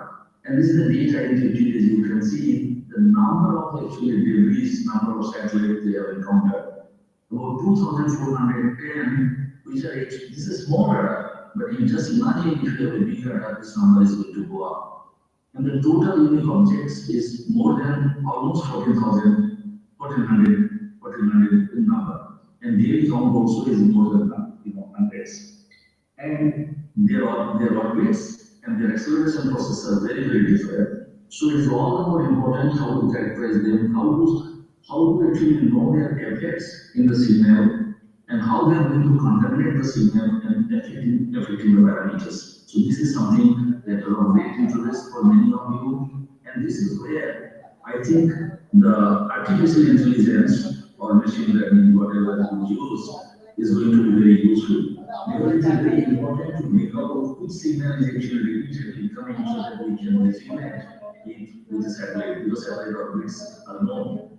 And then there will be also debris, which also will be repeating with some certain period. So they also can be designated. So from there we can develop some kind of algorithm which will be used for automated detection and removal and then processing of the data. Currently, most of the radar data are getting contaminated because of there is no simple process to remove this. Look at this here. This is a signal which we are getting using our systems. It's very powerful. This is the RB2 satellite.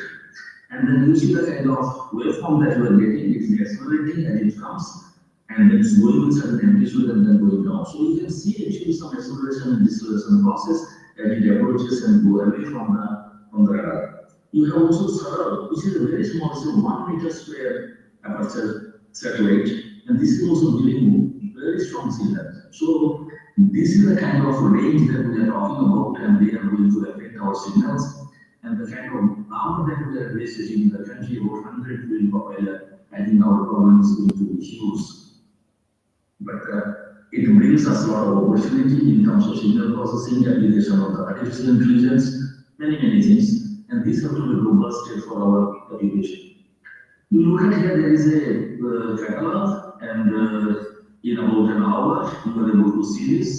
And you see the kind of distortion this signal, this satellites or debris, these are satellites or debris is doing. You have the spectrum and there is no interference, which is very narrow, which is atmospheric signal. But when this debris is coming, the spectra is getting actually clouded. So you are going to end up with actually wrong numbers as far as atmospheric parameters are concerned.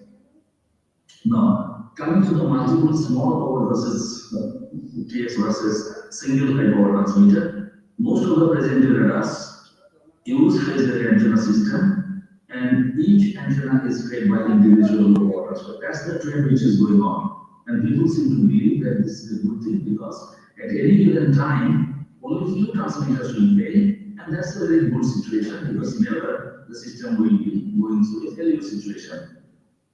So, but the problem is that more is the number, more is the failure, but more is the failure is fine, but more distortion is not fine. That is what I want to explain.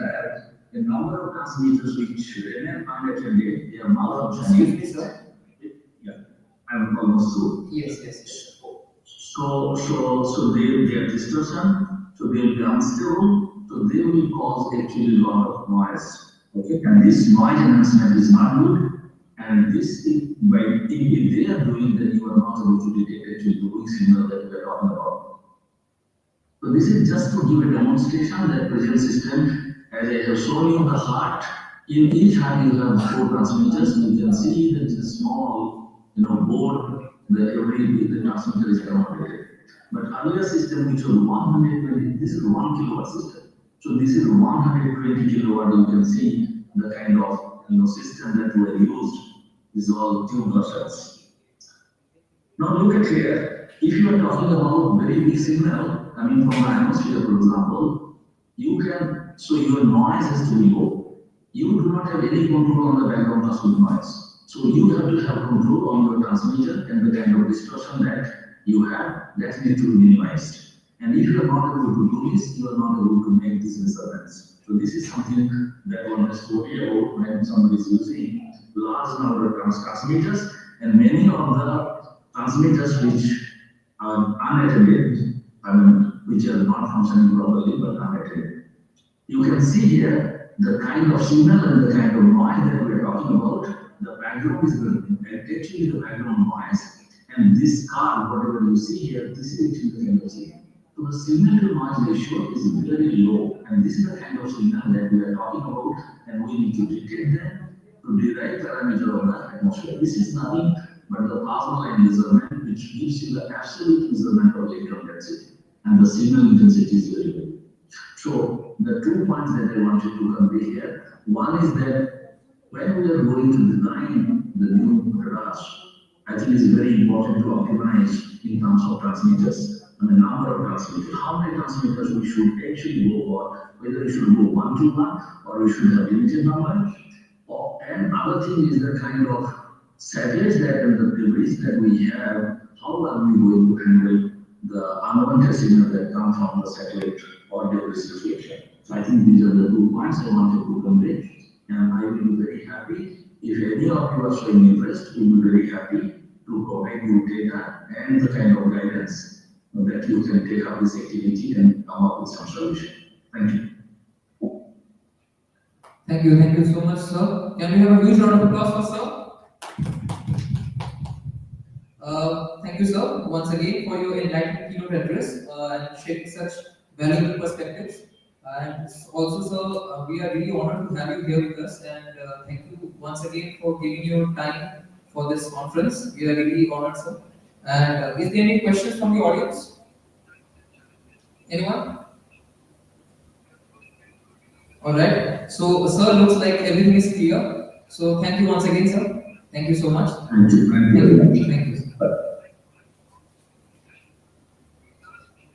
Okay. Moving on in this flow of program, we now have our next keynote speaker for the day, and we would like to welcome wholeheartedly Professor Dr. Changse Michael sir. Sir, am I audible? Yeah. Hey, thank you. Yeah. So, are you Dr. Rachel or? Sir, hello. Pardon. Can you hear me? Can you hear me? Yes, sir. Yes, sir. Yes, sir. Yeah, I can hear you. Yeah. Right. I'll just be quick, sir. I'll just introduce you in 2 minutes, and then you can start with the presentation, sir, with the keynote address. Okay, thank you. Let me just try to share my screen first. Okay. Sure, absolutely. Okay. Can you see my screen? Yes, sir. Perfectly visible. Is it good? Yes, sir. Perfectly visible, sir. Okay. Yeah. So I have like half an hour, right? That's correct. Sir?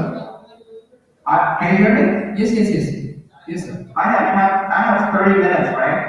30, sir. It's actually 25. Yeah, 30 minutes. Yeah, with Q&A. Oh, okay. I'll just try to make sure. Okay. Sure. So I'll just give you 2 minutes. I'll give a brief introduction about you, and then we can get started with your session. Okay. Right? That's good, sir. Thank you, sir. Okay. So, ladies and gentlemen, give a huge round of applause for our keynote speaker, Professor Dr. Changse Michael sir. A huge round of applause for everyone. Dr. Wu is a researcher and his interest spans in applied electromagnetics, antennas, passive and active microwave and millimeter wave components, MMIC, RF systems and metamaterials. He completed his BS from the National Taiwan University NTU in 2006, followed by his MS and PhD in electrical engineering from UCLA in 2009 and 2014 respectively. He has previously served as an assistant professor in the ECE department at Wayne State University, Detroit, and later joined the Rutgers University in 2017, where he has promoted to the tenure professor in 2022. Since 2024, he has been an associate professor at NTU. Sir, we are truly inspirational, and we are really honored to have you here in this conference, in this IEMECON 2025, and we warmly invite you to deliver your address. Thank you so much, sir. Thank you so much. A huge round of applause, everyone. Thank you very much. Can you hear me okay? Yes, sir. Okay, great. Yeah. So I'm just gonna, since I only have like 20 something minutes, I'll just try to make my presentation short. So yeah, so my topic today is gonna be related to some applications, particularly with the emphasis of so-called electromagnetic materials or electromagnetic materials. So yeah, so perhaps one of the oldest, as most of you may have already known, most of the oldest materials can be traced back to this liquid that's sitting in the British Museum in the 4th century. So basically, we look at this cup, right? Actually, will appear different color. So if you shine the light from inside, actually you'll see the cup will appear with this green color. But if you shine the light, right, from outside, actually from the appear in the gray color. And people at that time didn't really know the reason of this, not until recently that people realized that, okay, the glass is actually made of ruby glass, and then the glass actually contains a lot of this silver gold particle, which is around the wavelength scale. And because of this, it will cause this surface plasmonic effect, which is very similar to a frequency selective surface. So therefore, from different location of the instant of the wave, it will appear different color. So I encourage you to check out, if you look at the YouTube video, you will see the actual animation. Yeah, so coming back to the fundamental of our EM wave, we know that EM wave propagates as a material, as governed by the material's property, epsilon and mu.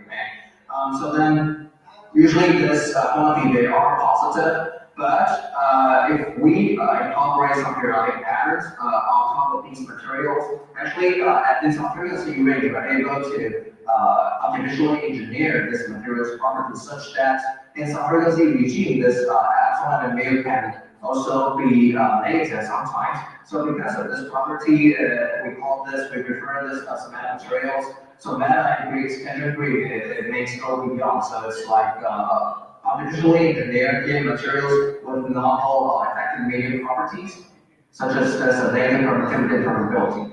So then we also know that EM waves, right, time varying phase is governed by the Maxwell's equations. So when EM waves propagate inside material, we know that EM wave edge field and edge field is coupled with each other. And then the direction is that you do cross edge, right? You show that right hand, you do cross edge, and then the cup will be pointing to the phase velocity direction, right, which is also the wave's propagation direction. In this case, beta is actually a function of epsilon and mu. On the other hand, if we now look at a transmission line, right? We all know that transmission line has a unit cell, which is the series element shunt C. So if we compare with this plane wave propagation, actually beta now is a function of omega and the time period of LC.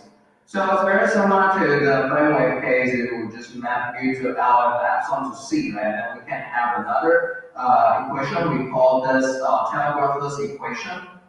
So it's very similar to Maxwell's equation, just that now we have voltage and current. So we map the voltage to E field and then current to H field. That pretty much exactly these two equations are very analogous to each other. So therefore, this makes us think that, okay, then perhaps we can also use the transmission line approach to synthesize the so-called nanomaterial, to actually synthesize the transmission line version of the nanomaterial. So then if we take a closer look at the dispersion curve, what we'll see is that we derive beta, right? So beta as a function of, like we just mentioned, is a function of omega of square root of LR and CR. And in this case, beta and omega, they're a linear relationship, and it follows the right-hand rule because beta is positive in this case. So we plot the curve on the dispersion curve, we find out it's linear, and it's just a straight line. On the other hand, what happens if we swap the two elements, right? What we'll see is that now we derive beta again. So because beta now Z, the impedance now becomes 1 over j omega C, and then the impedance becomes 1 over j omega L. So now we will figure that the beta now becomes negative 1 over omega times square root of L and CL. So it becomes a purely negative quantity. So therefore, beta now is negative. So therefore, phase velocity will also be negative. Yeah, so this means that if we do the cross product, now we have to use our left hand to do the cross product. Because phase velocity now will be negative. So if you're going to do the cross section, if we use our left hand, then our thumb will point into the backward direction. So having all this, actually in reality, right? So basically, if we were to realize the purely left-handed transmission line, it's very challenging because we will always have the parasitic coming into play. So yeah, so therefore we will actually see all the four components, namely LR, CL, and CRLL, come into forming the entire circuit model. So we call this composite right-handed transmission line since it contains both left-handed circuit component and right-handed circuit component, or in short, just CR transmission line. And we can also derive its propagation constant, beta, right? It's just in this case, actually beta is going to be a little bit more complicated as a function of the four components, right? And then so basically, at the low frequency, we'll find out that you will see the beta will become negative, right? And then at the higher frequency, beta will become positive in this case. And there's another interesting case, we call it balance case, where if we have the same resonance for the series and shunt resonances, actually, we can decompose the beta into right-handed beta followed by left-handed beta, right? And we can simplify the circuit model. And this case is particularly useful if we would like to realize the so-called leakage antenna later. So yeah, if we take a closer look at the so basically at the dispersion curve, right? So if we look at the conventional right-handed transmission line, it's going to be a flat line, right? So here we can roughly divide the region into negative and positive region. So if beta is negative, we call this left-handed region, and beta is positive, we call this right-handed region. So the conventional right-handed transmission line will always lie in the right-handed region. And plus, we can also plot this two air line, right? So yeah, so this two air line basically can define the so-called fast wave regime. So within this two air line, we will see the phase velocity will be larger than the speed of light. So therefore, yeah, if we look at the vector relationship actually, we'll find out that K vertical vector will be a real quantity given this condition. Yeah, so therefore, within this two regimes, namely region 2 and 3, actually the wave can vary because of this fast wave property. Yeah, so and on balance, so on the other hand, if in this region 1 and 4, actually the phase velocity will be slower than the speed of light, and because of this, there will always be a value variation. So we look at the unbalanced CR transmission line, will come across all the four regimes, right?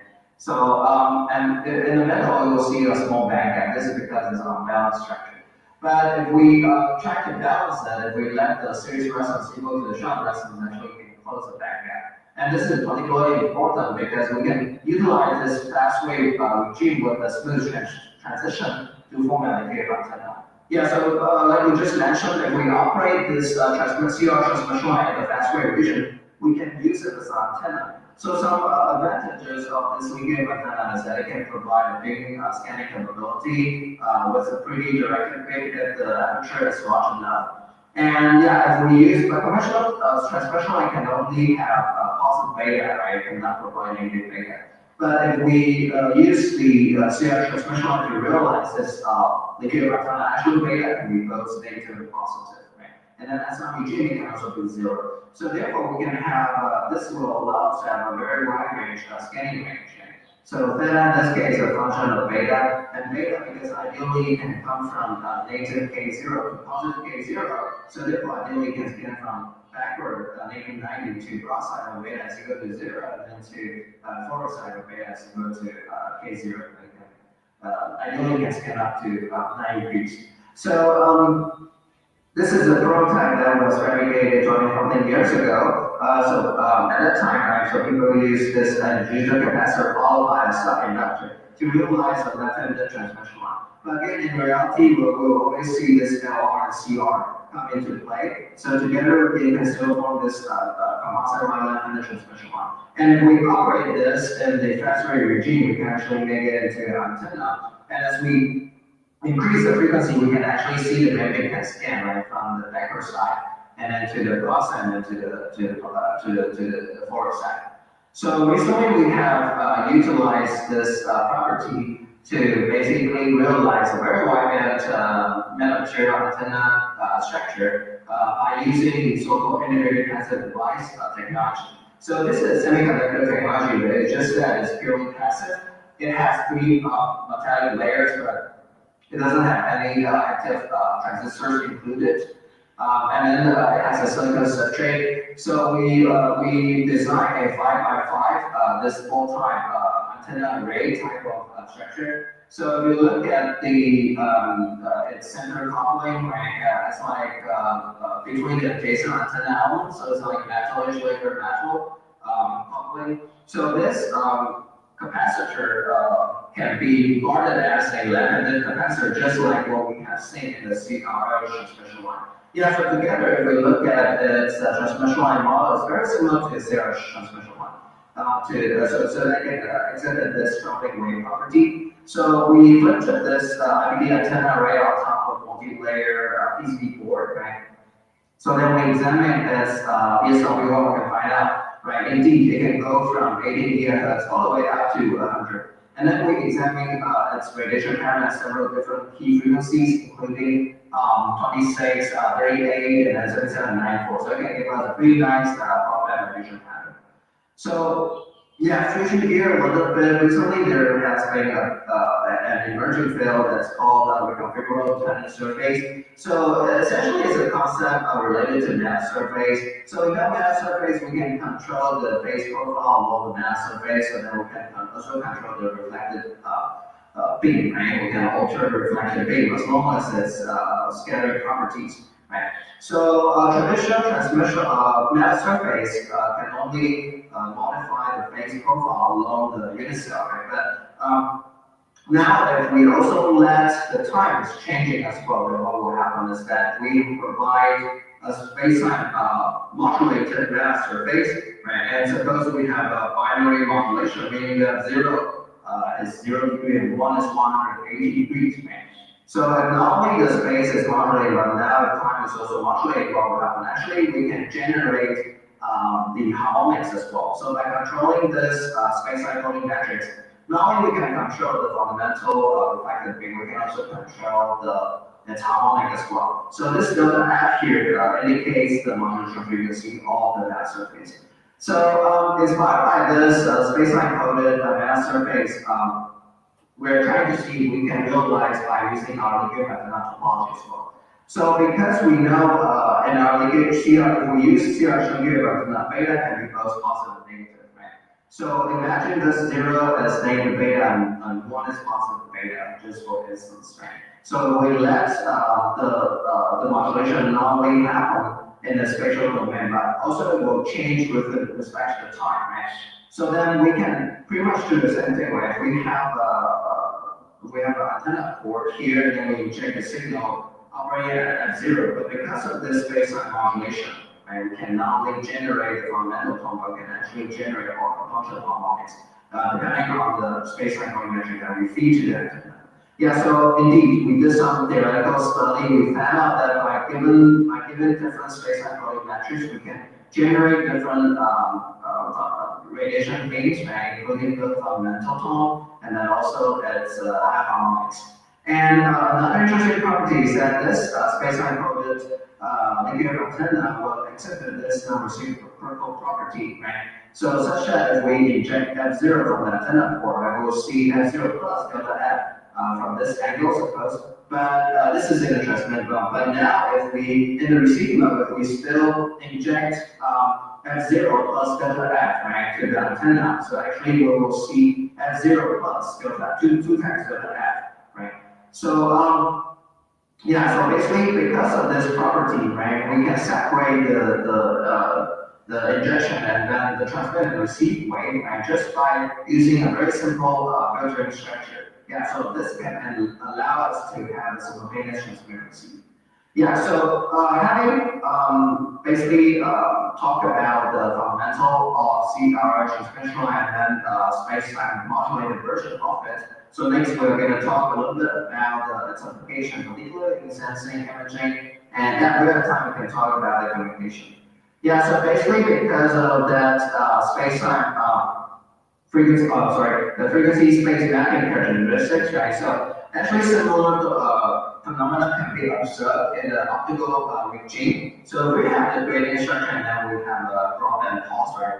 We inject the gradient structure. Actually, we can map different frequency component to different location. And therefore, if we have a barcode topology, actually we can read out from the reflected spectrum just by reading out the corresponding spectrum, you can reconstruct the image right away.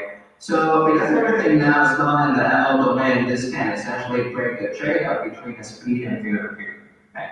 So by using the similar concept, we now just bring it to the micro regime, right? Suppose we have a seriously given antenna, we operated it in the X band, and now we have an antenna operating from 8 GHz to 30 GHz, right? And just put our target in front of the antenna at a different location, right? And then we just need to simply check the peak of the spectrum, and we can map with our this dispersion curve, right? And we can suppose now in the reflected spectrum, we know that okay, 10 GHz has a peak. Now we can map it to this angle relationship. Now we can see okay, 0 degree has the maximum, right? And then on the other hand, if we look at the center spectrum, right, we'll find out that if we put it in the target into the forward side, and we see the high frequency has a peak, right? Put the target at the backward side, and we see the low frequency will have a peak. Yeah, so this will give us a very simple angle detection scheme, right? And of course, this can be extended to multi-target, and we'll see multiple peaks can appear in the spectrum. So this simple structure can allow us to have a very simple radar sensing scheme. It doesn't really need any mechanical scanning or any phase shifters like this. So then the next thing we did is we designed a CR channel antenna at the 24 GHz range, right? So as you can see here, right, we scan the frequency from 24 to 27, right? And we can actually see the mapping will change with respect to the frequency, right? And yeah, so we connect this matter antenna to our to a commercially available 24 GHz radar sensor chip, right? And then from the baseband signal, this can provide us those IQ signal channel, right? And then basically from here we can do a arcing demodulation to obtain a phase, right? Because once we take arcing over I, this will give us the phase information. And once we have the phase, we know that the phase is related to the displacement, right? It's essentially 4 or 5 times displacement over lambda. So from here, once we have the phase, then we can obtain the displacement information. Then after taking Fourier transform, we are able to detect the target's vibration frequency. So if the vibration now is a vital sign, right, then now we should be able to detect humans' vital sign signature, including their respiration and heartbeat rate, right? So furthermore, by changing the frequency, then we can steer the membrane to different target, right? So then, yeah, at low frequency, 24.3 GHz, the membrane will go to target B.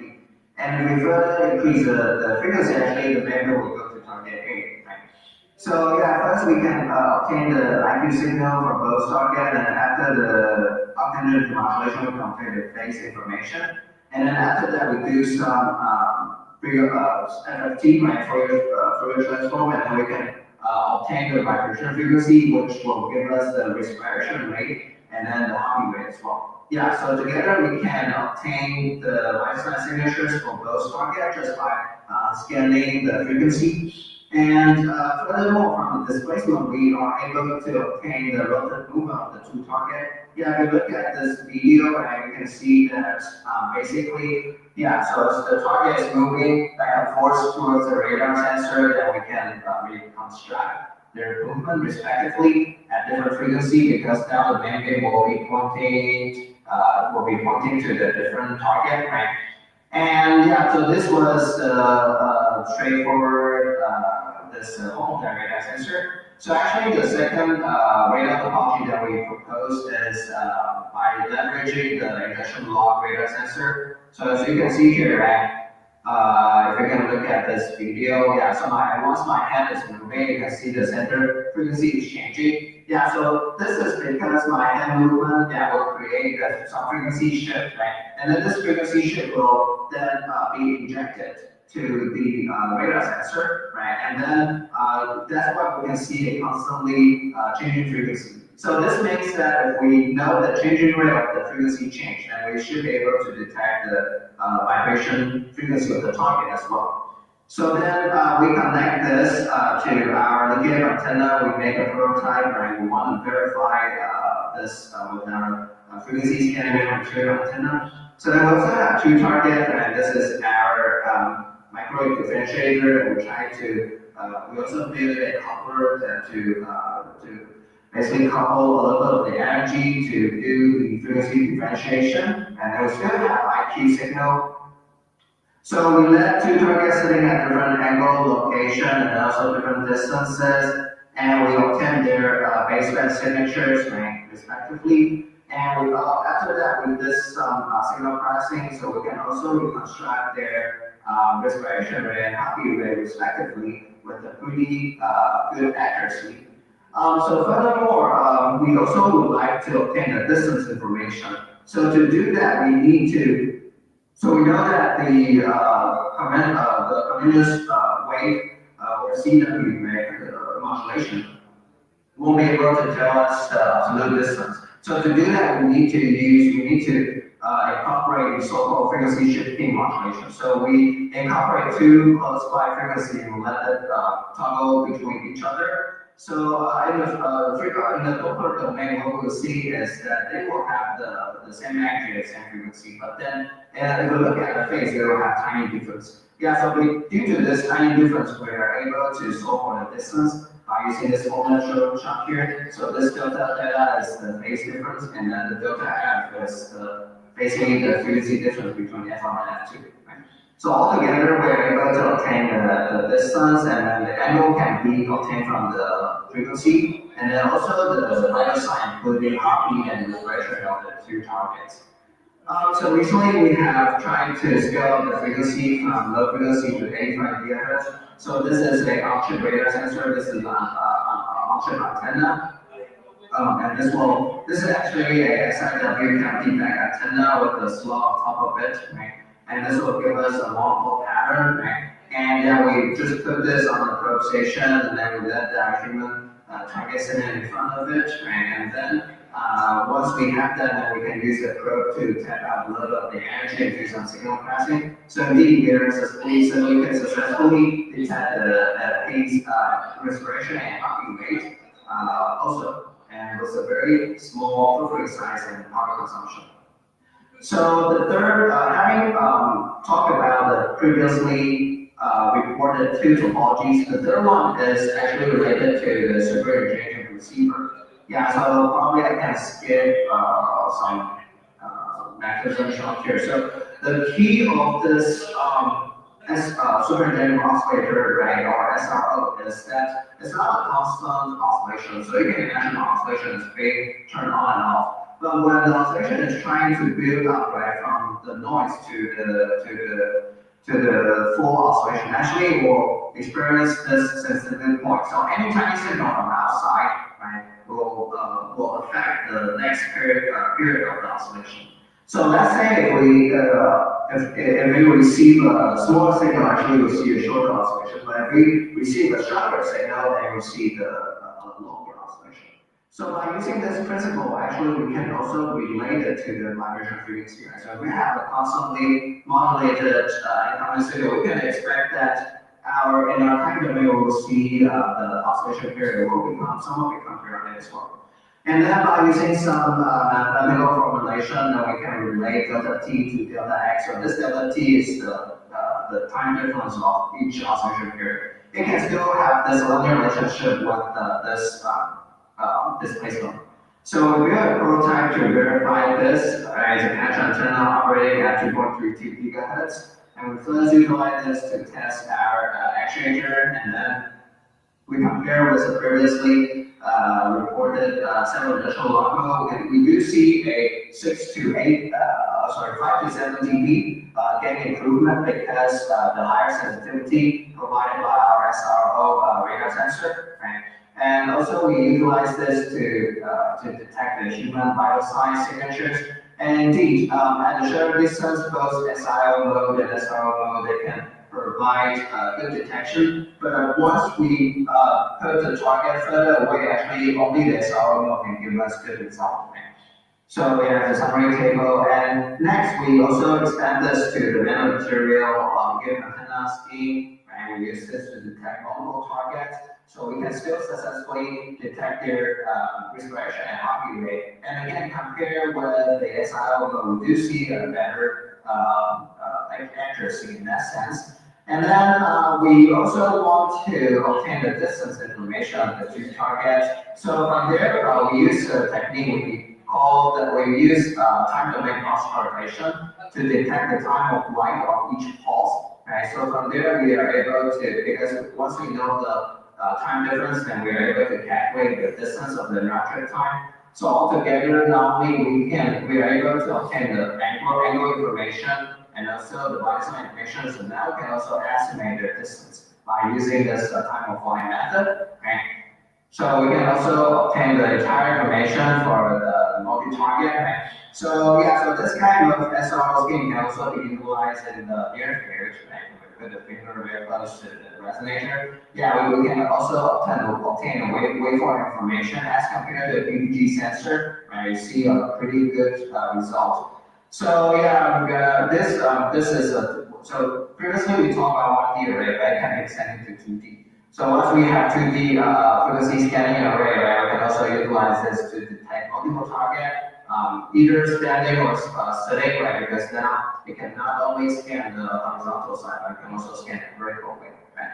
And yeah, we can also utilize this antenna. We give antenna to do frequency scan tomography, right? So basically, you can solve for the tomography at each different frequency. And yeah, so this is the ideal result, right? This is the bottom cylinder, the center cylinder, and top cylinder. So we did the experimental verification to test our algorithm, right? So yeah, so at the lower frequency, we are solving the bottom cylinder, and then at center frequency is the middle cylinder and the top cylinder. And then the high frequency is for top cylinder. So you can see they roughly match pretty well. Yeah, so maybe I can quickly go through this. Yeah, so I think so the last the application is related to the secure communication. Yeah, so basically we often time we want secure communication and we want secure information to be transmitted to the wanted direction. And we want all the endpoint, right? We don't want them to receive the correct information. So actually, we can do this by also using our previously proposed space-time coded matrix decay antenna. So as you can see here, once you have the correct space-time coded matrix, yeah, we can let the multi-angle receive the correct signal, but then all of the multi-angle will generate a lot of harmonics such that they cannot receive the correct signal. Yeah, so then we did the measurement to verify it. So this is the prototype, and then we measure the bit array. So with and without, we call this directional modulation. You can see that the bit array angle will become a lot narrower with this directional modulation turned on, right? And we don't do anything. So you can see the bit array angle is very wide, right? And then it can by using different space-time coding measure, you can see the desired angle can also be controlled. And lastly, we also did some micro inversion of the neural network as you can imagine this is just analog neural network. And if we we encode this digit 9 right, into this neural network is made of this microcircuit. So actually what we'll see is that format will give us the target signal. And yeah, once we train this coefficient well, right? And the advantage of this is it's very fast, just speed of light, right? And then it's also pretty low power consumption, yeah, because everything is in the analog domain. All right, so yeah, to conclude, we talk about 1D, 2D, right, conforming techniques for nanotrends, and then we'll briefly talk about how we utilize this in sensing and tomography. Although it's very brief, we also talk about how we can utilize this technology in to provide secure communication. And also finally, we talk about the computing possibility by using this artificial neural network. So yeah, so basically to promote a little bit, yes, if you are not, I think that some of you may already be a TTS member, but if you are not, yeah, feel free to join a membership today. If you are a student member, actually membership is less than $1. And yeah, some of my DTS publications, and then we will provide a lot of opportunity and networking opportunities if you are a DTS member, right? And then particularly for students, DTS will provide travel sponsorship to some major conferences, including IMES and RWW in this case. And for further information, feel free to check out the TT website. And thank you very much. I'm happy to answer any questions.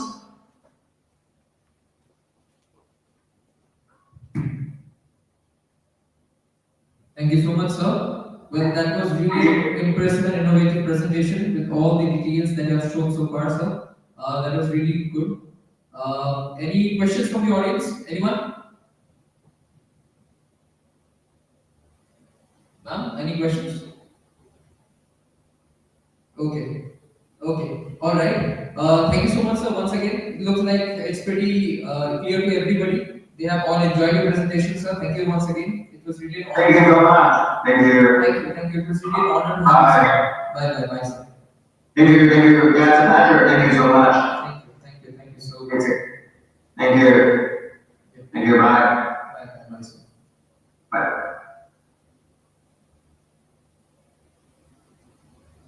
Well, now.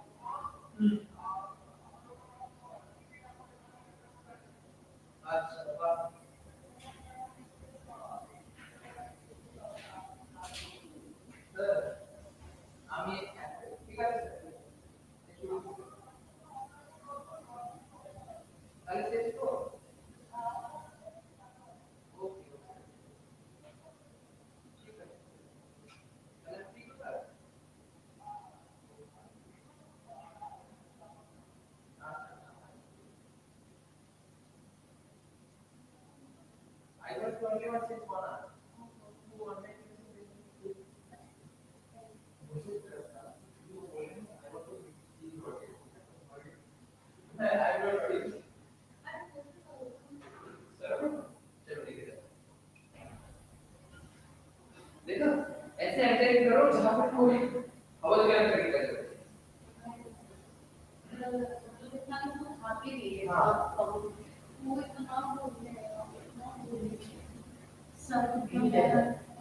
ये application है. For your holidays? Yes. And the medical documents. Okay.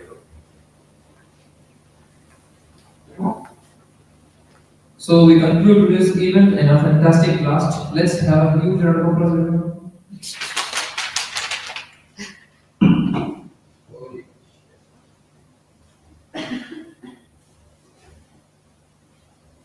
There is only one participant, and that is me. I mean, this system. And सबने online join किया. सब online join. You are in the show. Hmm? You are in the show. By the way, this is Rishita's thing. Where to give it. Nahi. What? Okay. अभी live over करना है हाँ over